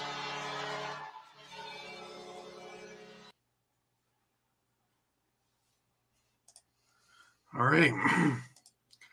Well, first of all, let's talk about the good news. Rylan Hartley is back in the Rochester lineup.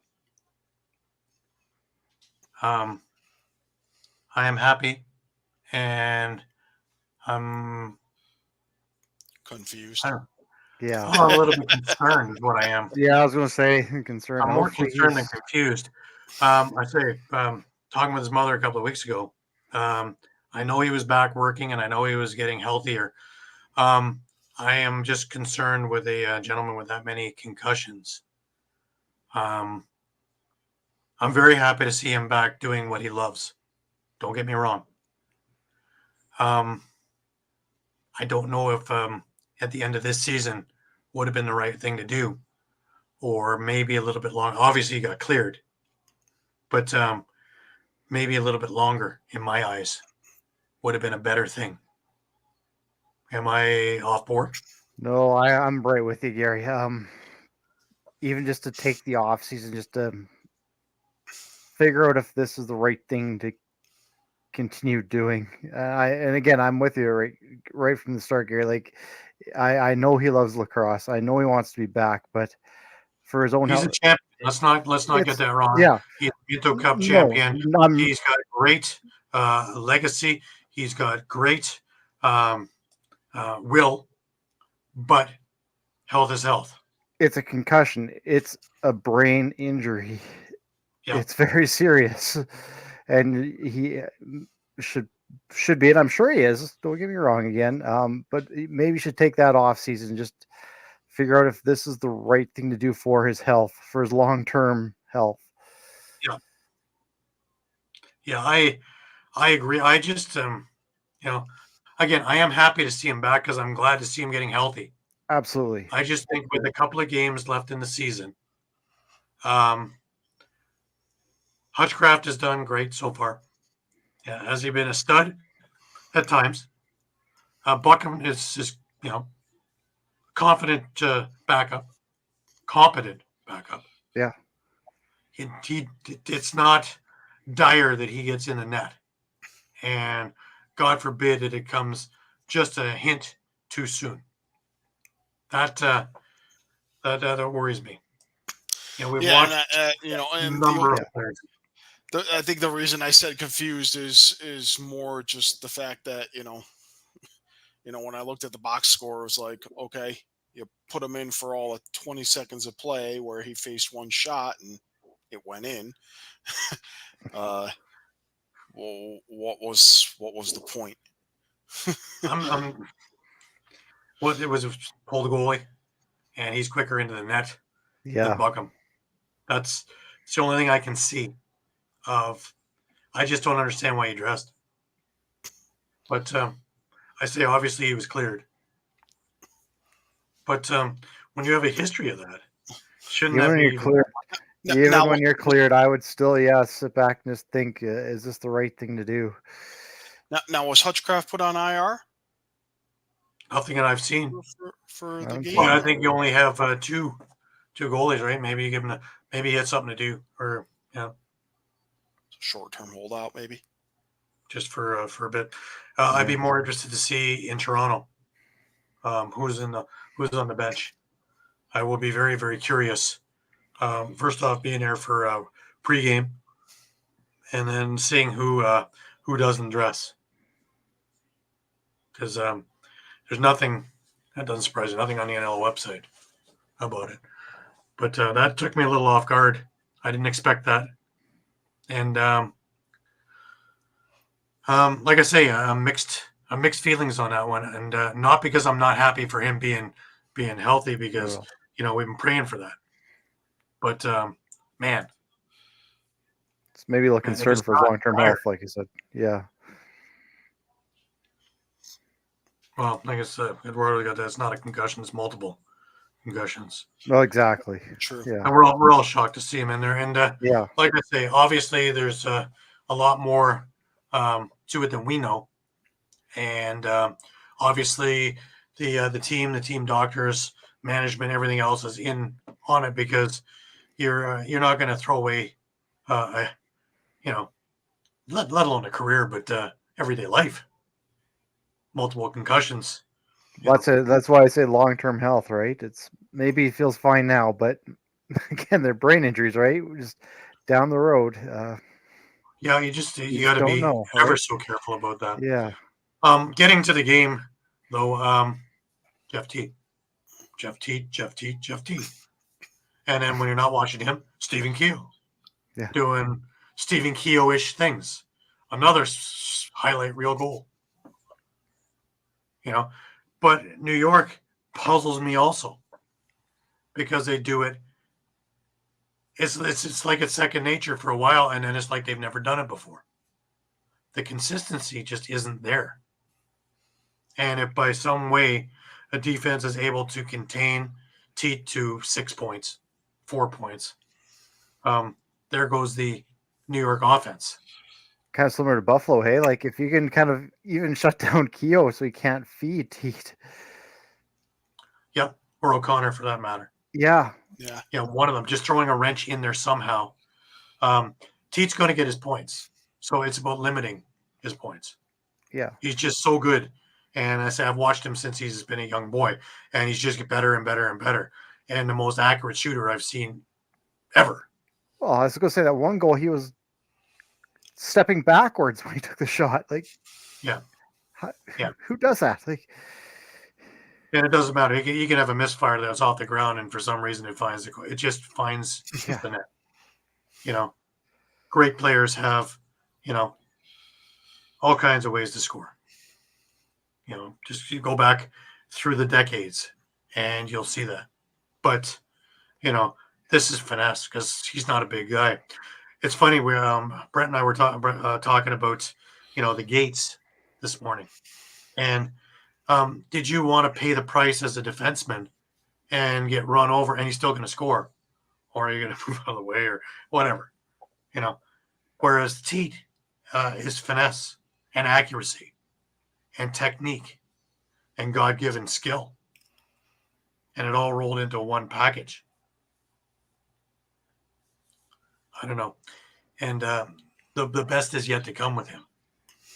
Could you imagine him on a team where, put him on Buffalo, put him on Toronto, where there's other options that they can't double team him, and he's that free. Yeah. Can you imagine the numbers? Unbelievable. Yeah. Yeah. Instead of having to carry a house every game. But it's funny. I think back, Troy Cordingley and I were sitting, and Jeff Teat was still playing junior for Brampton, and we were at the track, and Cordingley looks at me and goes, it's like watching Gretzky, because he's got such good vision of the floor, and he can see the hit coming, that he's able to just maneuver enough that they don't get him flush, which is why he never gets hurt. Interesting. And that was a number of years ago. He's only gotten smarter and bigger now. And all the other skills have been honed to what they are to the nth degree. So can you imagine in a couple more years when he's, fully rolling? He's going to eclipse a lot of numbers real soon. Yep.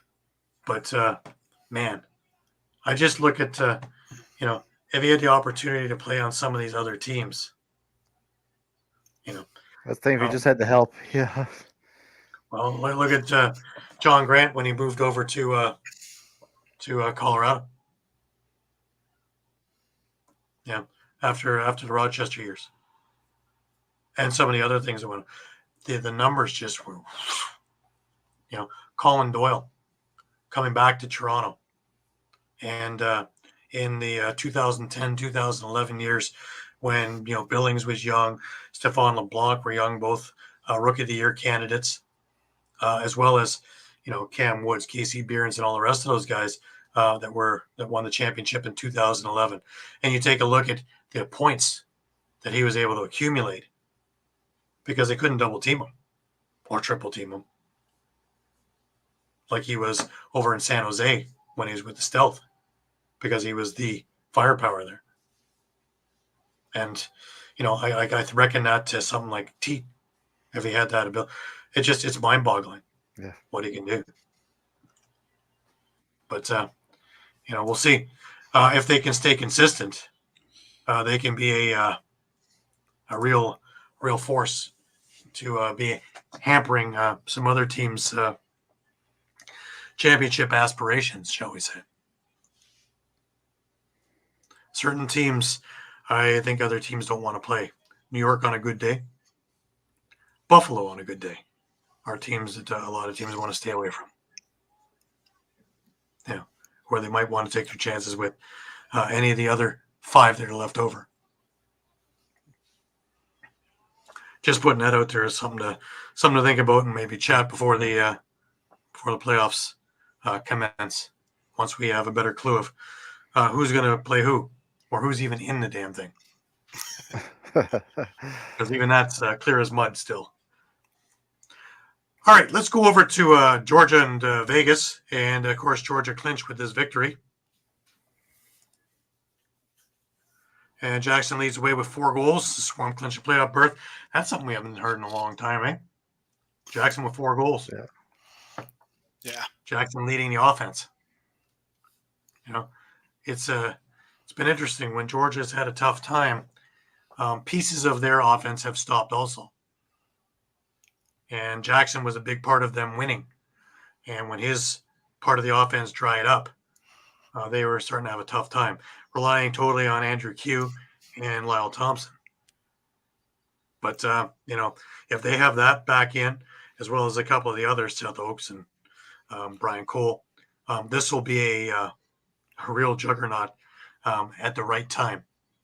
So this could be a very interesting playoff for, it's always interesting, but I have a Spockian eyebrow that raises every time I look at different scenarios and who's going to meet up with who and who's getting hot and who's getting healthy, and to see what kind of homework has been done.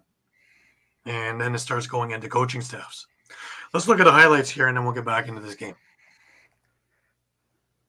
But outscored nonetheless. About 11 scored per ball game and given up per affair. Bounced in. 1-1.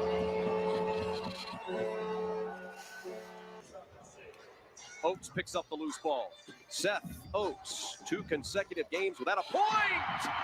Speaking of collecting points, it's Captain Clutch himself, Andrew Q. Jack Hanna in the middle. Give off. Good look and score! Zach Greer, who... That's it. Here we go. Little transition break. Wiedemann. Thompson. Score! LT4. Yeah, you know who that was? That was Seth Oakes. Bounce shot in. Hey, look who this is. 3 on the year, is that right? Yes. He does. Goaltender assists are up across the league. At least it feels that way.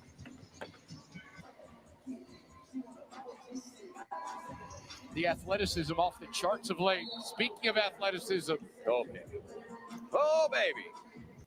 We'll bring a one-man advantage for the homeboys in blue. Bounce shot in. Shane Jackson. Doing that. Seth Oakes, who scored a goal. He hadn't scored in a couple of games. Lyle Thompson, 3 points in the first half. Q!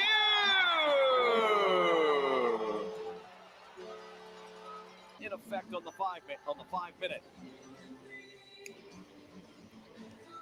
Another Another one bounced in. They'll get 2 on the penalty, and we're leveled at 8-8. Great look. Save made, put back in. Highlight reel type stuff. By Cole. Up to Q. Andrew, an expert at these long shots. He gives off to Cole. Brian will rip it and score! Holy smokes! Of course, something cataclysmic would have to happen, frankly, for Georgia to not make the playoffs in some way. Charlie Bertrand goes right over the top. 11-4 was their record. Second place in the division. That was a team that was trending up, however. Q gets one through.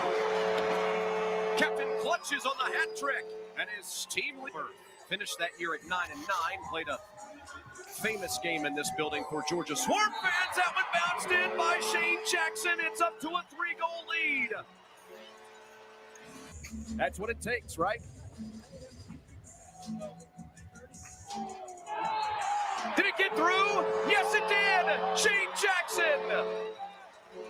How in the world did that one get through Kells? And there you have it. And all the names we're talking about check all the boxes. Seth Oakes, Brian Cole with a couple of beauties. These are names that have been missing when they weren't winning, and names that were predominantly on that score sheet when they were. It can't just go through Lyle. What I'm noticing, though, is that offense is being spread around beautifully there. Vegas, a lot of upside. Bertrand looked better. A lot more in sync, but they're still a level away from where they need to be. Yeah, definitely. I mean, they, this game, they tied up the game at 8, late in the third quarter, and. I thought that might actually be the turning point for Vegas to steal that game. I had actually picked Vegas to win.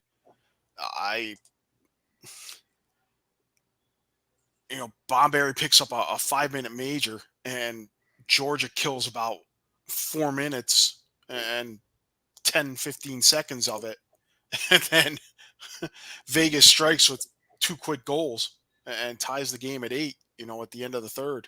I thought there was a chance, I guess the other things that stood out to me are, obviously it hurt them to lose Zach Greer to an injury sometime in the second quarter there. You have to wonder if if that kind of stalled the offense a bit. And, Jack Hanna had 6 assists, but couldn't find the back of the net. So, that's going to be one of those things kind of going forward, Yeah. He's going to be that guy on the right side that they're, going to demand, 2-3 goals a night out of. And I guess just kind of looking at this sorry, I was just going to say, just from those highlights too, I know we brought it up before, is Landon Kells the answer in net? Those looked like some soft goals that got by him, some that he probably would want back. Question for you guys. Is Sean Williams the right guy for this job now? He's had a couple of years to try and mold and shape this team. I love Sean. I love what he does with the juniors. I know he's a great coach. I know he's a great guy. I know he's a motivator. I know all of that. I've watched him in action for years. Is he the right guy for this? To do both jobs. We're talking about it with Paul Day. Is he right for both jobs? Or should he concentrate on one or the other? I guess let me counter with how many coaches in the league right now are both head coach and GM. There's probably about 4 or 5 of them, right? Glenn Clark, right. Paul Day, Williams, Patrick Merrill. You count Derek Keenan, he's a co-head coach. I guess we'd call it. Let's call it separate, just for the pretty argument's sake. Yeah, because I mean, like Tavares, I think is probably considered an assistant GM in Buffalo, but which is ironic since Tugger is assistant coach and GM. Yeah. I think most people just consider him the head coach. So I'm sure there's someone else we're missing somewhere. Anyways, I'm just curious. Does Vegas need to look at something different, or do they just hold on and hope they draft in a pretty deep draft? I think you need to. I think you need to keep him. And He's trying to go a different direction. Yeah. Where they cut Reinhold. I see where Gary's coming from. I think you need to keep him. I'm just. I mean, for because me, this is his first head coaching job. It is too much at this point in his career, coaching at the pro level. That's a good point because I mean everyone else we mentioned has more head coaching experience than he does. But Vegas right now is getting decent attendance, but if the team doesn't do any better, it's really hard to sell a team that's in the bottom 7 in the league perennially. First couple of years, sure, it's still an expansion team. Yeah, we're growing. Come grow with us. Eventually, that gets old, and people want winners. You see it in Saskatchewan, Sean. Oh yeah, to market a winner. It's not nearly as easy to market a mediocre or rebuilding team. Yeah. To a group that's not always in the same area that have to make an effort to get to a game. And that's the Vegas landscape as well. And I don't think they want to paper the house. And right now, they're the cock of the walk as far as I've heard for in-game and in-game presentation. And making visiting fans feel good. Everything I've seen and heard have been spectacular about it. I would hate to see that change and hate to see that become an emptier place when it doesn't have to be. So do we leave well enough alone, or is there, you give them one more draft and year at it before something's got to be done sooner or later? Yeah, I think you need to give him at least one more year. Yeah, and if you're going to take something away, I think it needs to be GM responsibilities. That's kind of my thought was too. And not the head coach, and that's just coming from the perspective of all the talks we've had about people in Philly wanting to fire Paul Day, people in Rochester wanting to fire Mike Hazen. Who is going to replace them? Your coaching pool is 10 times smaller than the goalie pool, which we always talk about is. Well, we went through that last week, and we actually found a number of names, right? And a name that we didn't mention that I came up with also was we talked about Darius Kilgore, but Rich Kilgore as well. Yeah. That came up. So there is a handful of guys. It's whether they want to commute. I really don't think Cordingley is in that pool. Cordingley was happy to get out of coaching in Buffalo and become an assistant GM. That's why it shocked me when he went over to Vancouver. The Vancouver job, yeah, which was actually an assistant job before all the changes happened, and then he became the coach, and then and then he went over to Calgary with Sanderson and Sanderson. Yeah. So I'm not sure. Yeah. And speaking of Vancouver, Molosky would be another one who's head coach and GM. Yeah. So. And again, another guy comes with a ton of experience that maybe Shawn doesn't have. And again, that's the thing too. If you're looking at the coaching pool, maybe if like the Kilgores aren't interested in coaching or commuting anymore, again, you're probably going to go back to who are those junior coaches that are going to make that jump into their first NLL. So you're back in the same situation again, right? Right. So we leave well enough alone, I guess. But again, the rope has to be getting shorter at this stage. It's 3 years in now. So you give them another year, 4 years. We're talking about 5-year plans, usually. So we're coming to the end of that. Yeah. So let's see. All right, let's move on to Calgary, Saskatchewan 2. part two. A little more feisty of a game. Oh, yeah. Well, Mans drops a hat trick to lead the Rush to the split of home and home and a battle of the prairies. All right, let's watch the highlights and we'll come back. Cross for Walter. Walter has some room to shoot. Dips around Callie's back for Wingriniuk. Wingriniuk inside. Count it. What's up, brother? Cam Wingriniuk has his third of the season. Zach Mans is in the corner. Does it on the shot clock. Mans on the roll. Kicks it out for Church. Church inside. Keenan 5-hole scores. The captain stings one. 5-hole. And the Rush are up by 3. Tanner Cook now. 22 goals on the season. Didn't like that hack he got. Swim move around Bell to the net, and he scores. A beauty by Cook, and the Roughnecks have 3. Set up. Just over 9 minutes to go here in the opening half of play on Co-op Field.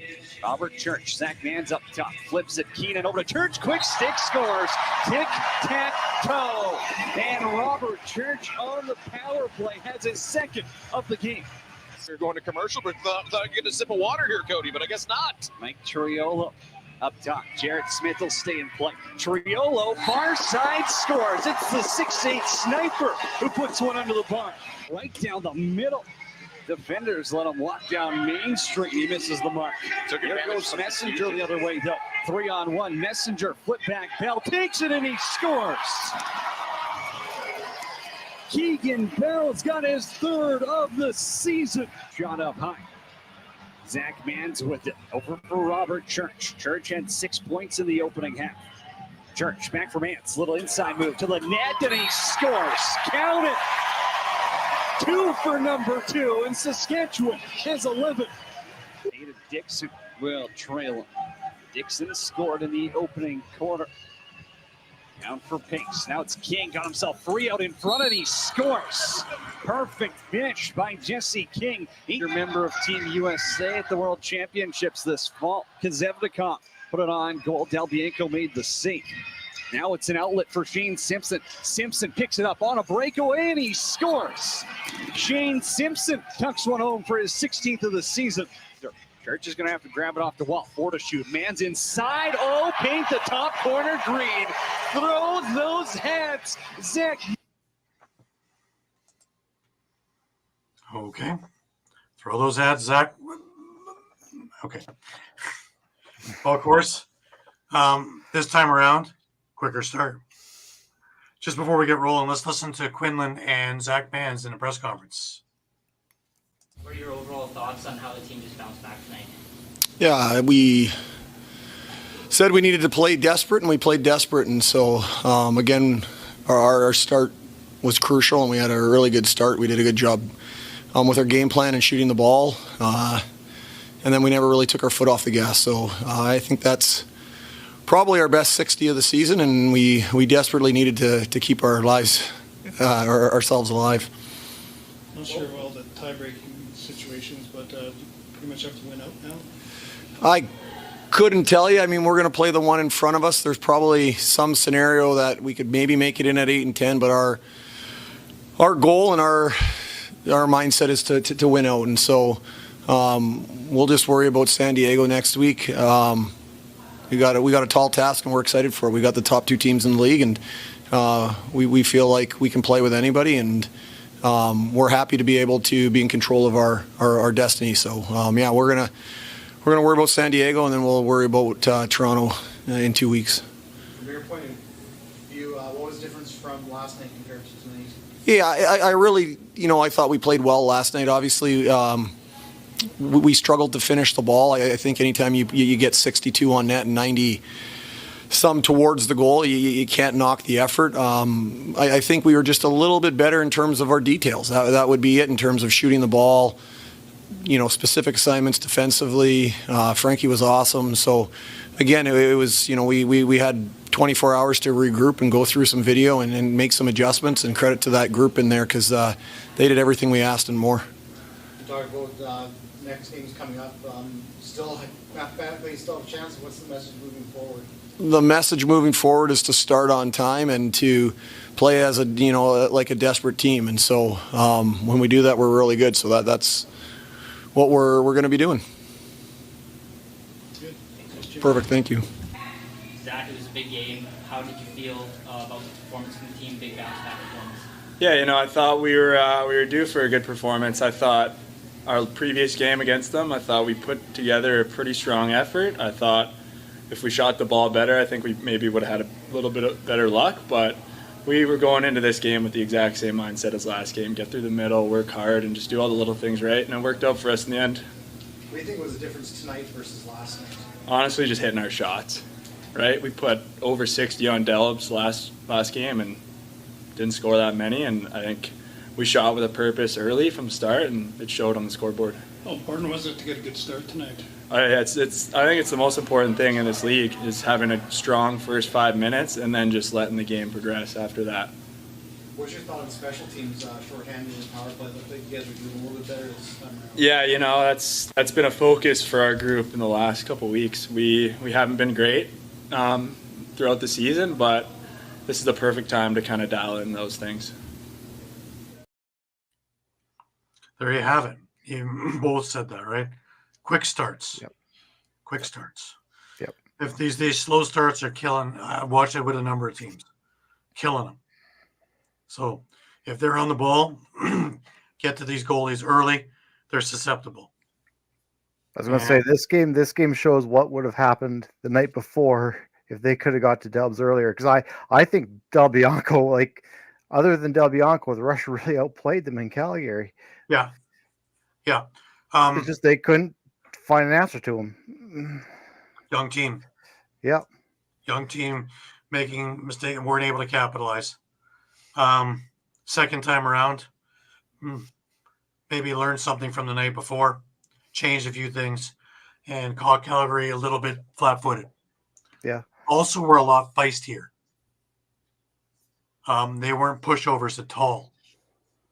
And I think that got Calgary off their game a bit, which opened up a little bit more floor. Yeah, well, this is the kind of game that Saskatchewan needs to play. This Rush offense is very dangerous when it can get going. We're talking about Mark Matthews. The other guy in that trade was Mans. He probably had one of his best games in a Rush uniform. He's had a career Looked like season beginning of the in year general. where he had, I think, 4 hat tricks in a row, and he couldn't miss. And yeah, he's got such a great shot. That's the one thing I always admired when he was playing in Toronto. He's got such a powerful howitzer of a shot, and it's accurate. So if he's able to extend his arms and get these things flying, look out, because he'll pick corners like Teat. It's just 100%. There's times when his positioning and where he is he's his own worst enemy at times, or he can't get his arms extended because of where he's situated. Sometimes he has to, readjust before he just fires. Yeah. And if he can do that and be that much of a catalyst, then the other guys open up too. Well, that's the thing. Like looking down this lineup, I mean, the talent is there. Clark Walter can score. When Dodd's on the floor and he's making right decisions, there's times where I feel he's a little hesitant. He can score. We know he can score. Mance can score. Church, Keenan, Kostiuk, he can score. Triolo's had a great year. Like there's talent there. Right. It's just putting it all together, right? And that's just time. And it is a rebuild. Yeah. But I think the two guys who are the best coaches for this is Keenan and Quinlan, who, yes, they want results, but yes, are also patient. And yes, are also good to help instead of criticize the mistakes. So these guys can grow. So there's a lot of hope in there.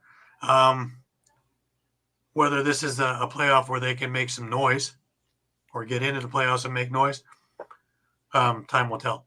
A couple of breaks here and there. But they have a rough schedule to the end. Yeah. And either they do, maybe they're not making it far. But again, this is a young team that, as you said, give it time. I think even a year or two down the road, this could be a dangerous team. Right. And you still have Levi Anderson coming. It was going to be a huge cog in that offense. Yeah. Mike, what do you think? I agree with everything Shawn said. I mean, they're as much as they may be in a quote unquote rebuild right now, that most of the core on both sides of the ball is going to stay together, for the next 5 to 7 years probably. Mm-hmm. So the team is going to be dangerous.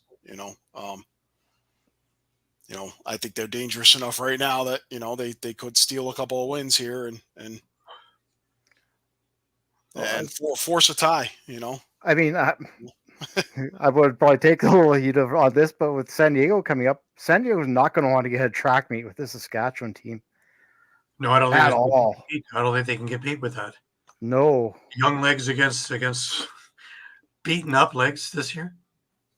Not even saying that they're older, but they're been beaten to a pulp in their wins, finding ways to win, and they haven't done it the easy way. So that takes a toll. And we've seen what happens if a teams get caught on their heels with this rush team. But it's also you don't want anything to happen to your players going into the playoffs a couple of weeks out of the playoffs. There's another reason to stay away from doing things like that. True. Yeah. So, it's preventative, which is, you don't want to be reactive with something like that, especially something that may affect you a couple of weeks later in the playoffs. And, the last thing that San Diego wants is another upset early exit. And if it becomes because they were trying to keep up to the speed of Saskatchewan on a game that didn't matter to them too from the end, that's not a good look. So we'll see how that plays out. Yeah. We had one more game of this marathon weekend that happened this afternoon. I was able to catch the second half of the game and still shook my head. I thought after Paul Day's after his press conference, his emotional press conference, that this Philly team would have gone through a wall. And they gave him about 38 minutes. Maybe if they gave him 42 minutes, this is a win in their pockets. But there's still things that just aren't right there. Jason Knox scores 4, has 4 assists for the big home win. Let's look at the highlights and see where it went right and where it went wrong. 11 goals the last 5 games. First one out every game prior to the start. A little behind the back. Crawford scores!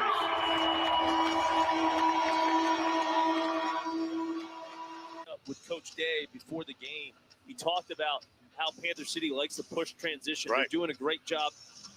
Oh, and they get Day mood. The quick move by Blaze Reardon. 3 minutes to go here in the first.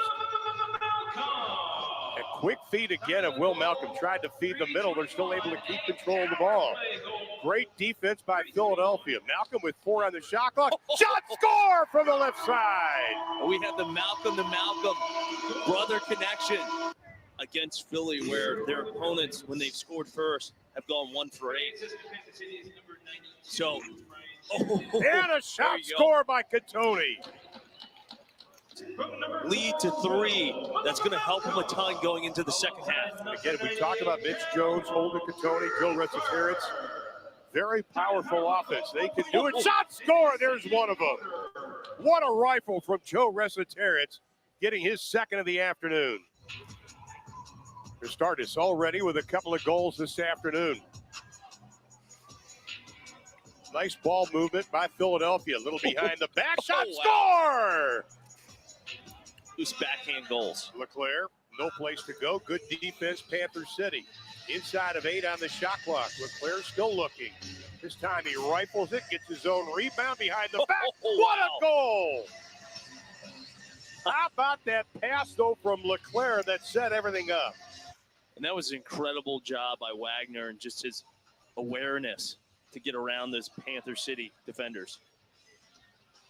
Tried to sneak one in and the game is tied. 50 seconds left in the power play for Panther City. And that's really who they need to get the ball back in their stick is Jason Knox. Quick shot low. You say it, he'll do it this season.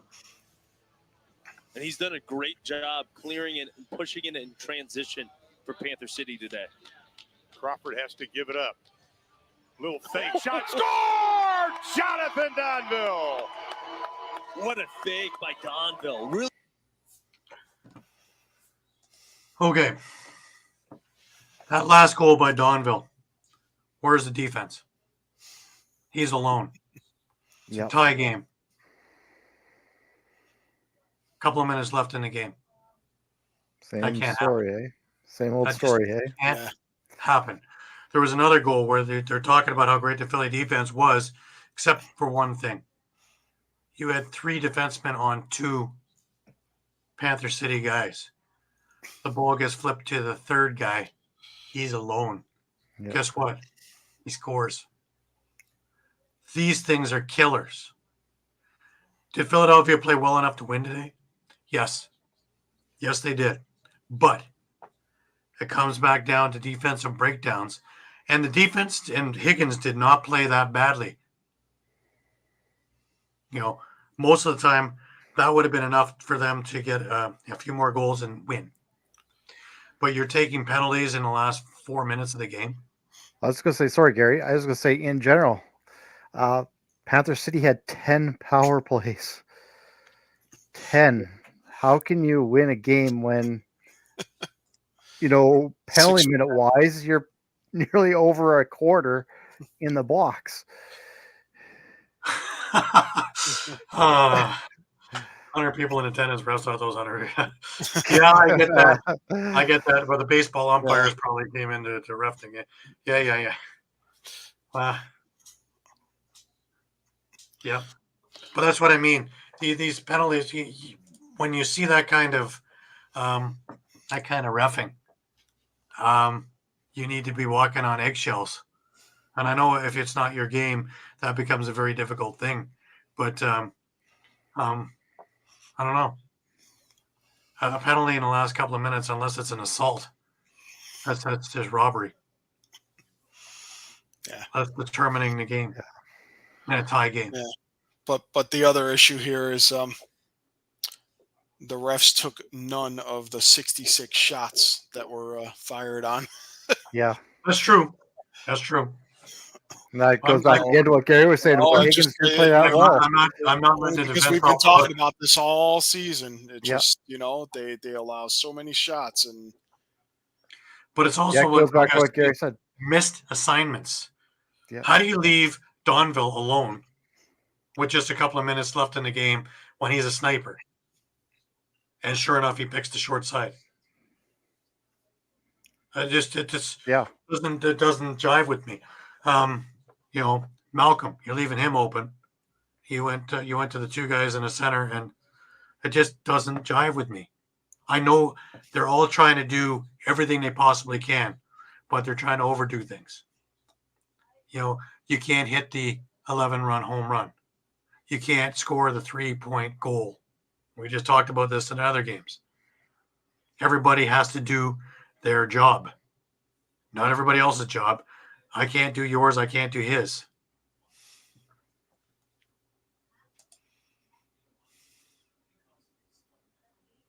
Yeah, I can see that too.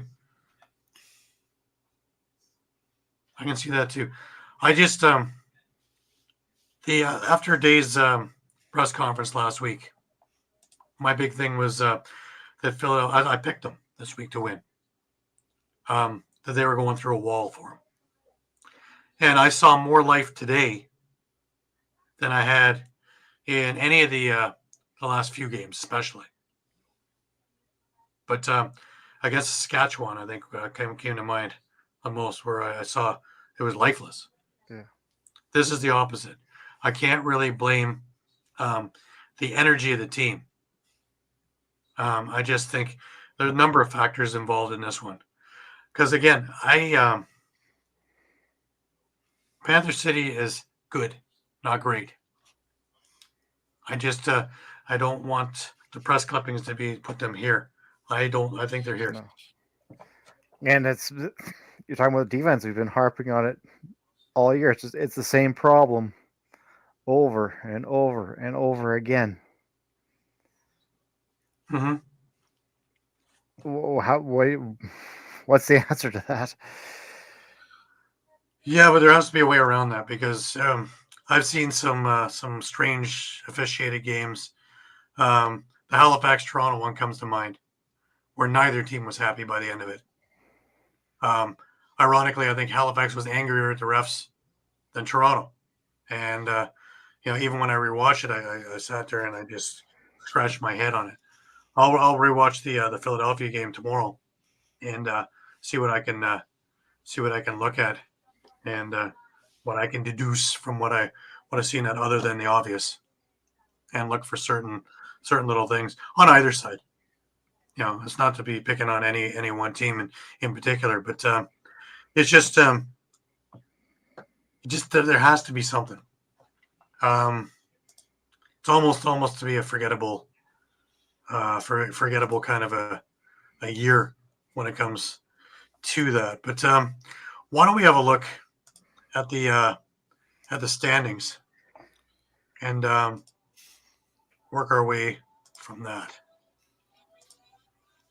So if we look right now, obviously Toronto's sitting in first, 13-3. San Diego 12-4. That's still up for grabs, depending on a few things we've talked about. Clinched now is Albany and Georgia at 10-6 and 10-7 respectively. Buffalo is sitting in fifth, 9-7, but Halifax right on their tail at 9-8. New York at 8-8, and then we have Panther City, Calgary, and Saskatchewan and Vancouver, all with 7 wins. Panther City with 7. That needs to be updated. Panther City's 8-8 now with the win over Philly. 8-8. Yeah. Okay. All right. So in actuality, Panther City would be in number 7 right now, and New York would be the 8th seed. Okay. Panther City has a tiebreaker on New York. All right, and then we're looking at Vegas has been eliminated. Yep, and Philly has been eliminated. Philly would be eliminated, now as well, yeah. So and Colorado's on the cusp there, but yeah, they're pretty much more or less. They're on the cusp. Next week is that's D-Day. Yeah, you kind of look at that 10 loss mark, right? 10 may get you. It's going to be iffy. 8 and 10 isn't getting you in this playoffs. No, it's like I said, it's and tie breaks. I think you're looking at 9-9 at the most, but yeah. So, but they do have a double header, so they're playing. They're home against Philly, and then they're at Las Vegas. So. Eduardo. yeah. Well, 7-9, you still have a shot. It's getting less and less of one, but I wouldn't even call that a tragedy when you look at the seasons, this season, and watching Vancouver develop morph into the team that they are having. Looking at the upcoming games, you got Rochester and Toronto. Not an easy one for Rochester. Toronto's still fighting for that. They still have something to play for, fighting for first overall for that clinch. Sean's hoping it happens next week so that they can maybe relax the week after. Calgary into Buffalo. Again, that's not an easy game on either side. It's a track meet in my eyes. And, let's see. Can Smith and Byrne, can they solve Delbs? Yeah. Or do they let Delbs run wild? Again, Buffalo has to get to Delbs early, right? That's exactly. Yep. And Buffalo is notorious for starting quick and then stopping and then restarting and then stopping. I think a flow needs to happen. So you have to be careful because if you give Delbs any type of momentum to get back into Buffalo starts really quick and Buffalo ends really strong, and in the middle they can go to sleep for a while. Yeah. So we'll see. We got San Diego in Saskatchewan. That'll be a big one. And like I said, it could be interesting. Like if Saskatchewan can turn that into a track meet, which San Diego doesn't want. Well, you know that the evil genius in Keenan and Quinlan will be certainly working out plans how to exploit older legs late in the season. And do you think Frankie will be playing with a chip on his shoulder a bit too? Oh, I'm sure he will be. Yep. But he needs to stay focused. Yeah. If he loses focus, they will ping shots from everywhere. They are that good. And that is my concern, is where Chiliano struggles is kind of those more outside shots where that's kind of what San Diego is kind of a sniper team. They're not really going to come in close too much on you. Only Stotts is going to do that. Yeah. And, guys like Berg, Leclerc, they're Dunbar, they're all going to fire. Yeah. Back and fire. Dobie will come inside a little bit, but mostly fire from the side of the net. Yeah. It's Stotts that'll come in like a bull in a China stock. Anyways, Colorado plays Vegas. So that one is up for grabs. They actually play two on Friday. They play Philly, Colorado. I missed that, did I? Yes, I did. Look at that. There it is. In Colorado. And that's a big one because, again, well, that'll dictate the worse Colorado does, the better Philly's first-round pick is. So, Philly's going to want to win that game so that they can knock Colorado down a peg. And Yep. Now, a game that's circled on my calendar is New York and Vancouver. And if the Rock game lets out when it does, I should be able to get home just in time to catch this game in its entirety. Because New York and Vancouver are two of the up-and-coming teams in this league. And I think that this is going to be one hell of an entertaining game, over and above anything. And then for entertainment value, also, Albany and Panther City, which I put them about level right now. Maybe even a slight edge to Panther City because they have their systems in place. But Albany has to do something to right the ship. 4 losses, you don't want to have a 5th loss in a row. Ask Rochester about that. It's just too hard to undig yourself out of the muck. Yeah, that's going to be big for Panther City. They need to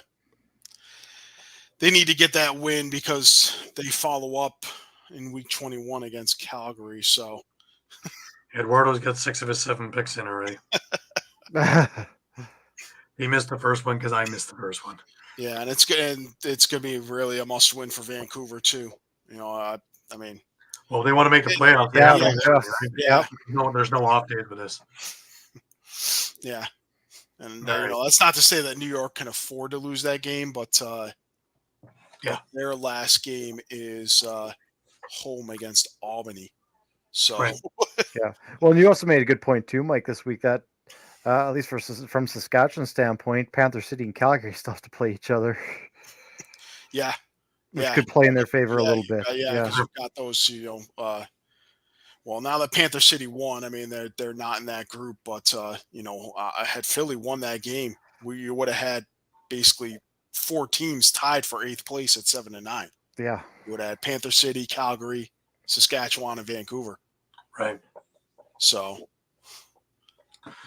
All right, let's leave it there. I just want to remind everybody, the next 2 weeks, we will be at 11 a.m. on Sunday. One is for an event I have to be at in the evening, and the second week is I have to catch a plane to Prague. They won't wait for me to finish the show. So 11 a.m. next week and the following week.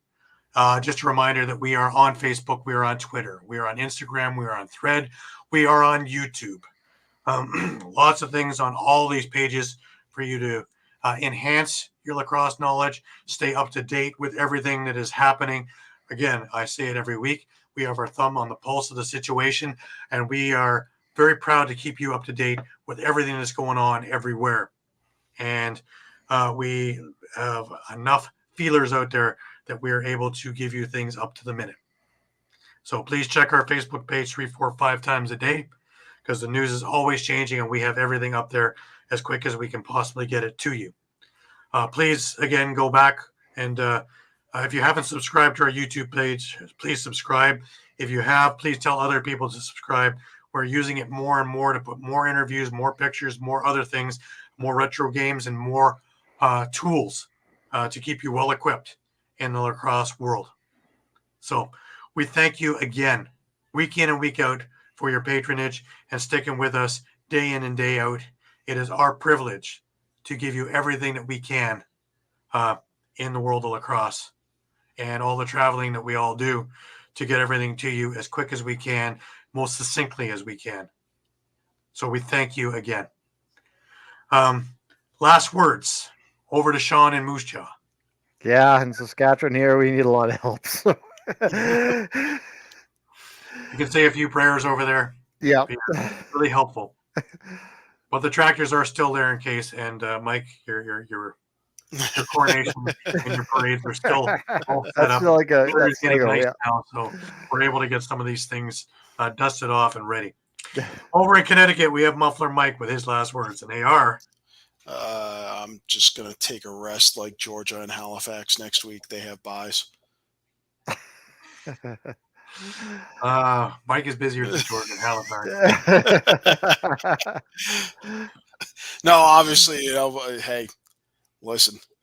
If you still are skeptical about the unified standings, please explain your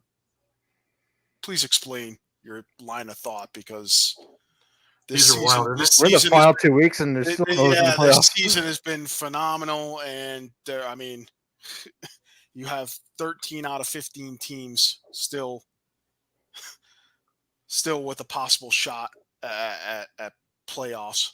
So thank you, Guido. We really appreciate you chiming in and watching with us week in and week out. Really appreciate it.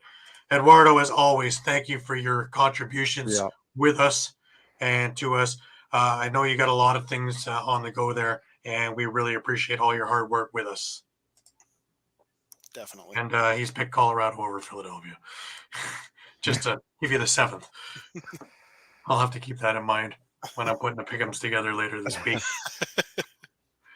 My thoughts are I actually have an easy week of travel next week. I only have to drive to Hamilton. So I don't know what I'm going to do with all the spare time I have in my weekend. Oh, I know I can do my regular stuff. Anyways, it's been great. I really enjoyed Albany. I really enjoyed the people and everything else about it. I was actually surprised because I don't think the TV cameras do it justice. There were a lot more people there than I expected. And it is a pretty good setup in there. From the parking right on into the arena, right on into everything in there. I wish they had more concession merch places to have a look at. They have one set up on the one side. So, got to do laps to try and get there. But and the lineups, because it's only one. But other than that, that's, just small logistics. As for anything else in there, I really found it to be a very, very well laid out system and building. So, and getting out of there was pretty easy too. So, that being said, if you have a chance to get to your local arenas, get there. Support these teams. You won't be disappointed. And I will be harping on that all through the summer too, with the MSL and WLA, because these teams really do need your support. And you're going to see some phenomenal lacrosse, and especially now where everything is on the line. So please give them some support. Anyways, until next week at 11 a.m. For Shawn Slaght over in Moose Jaw, for Muffler Mike over in Connecticut, I'm Gary Groob in Toronto, and we wish you all an excellent week. Keep your stick in your hands. And until next Sunday at 11 a.m., take care.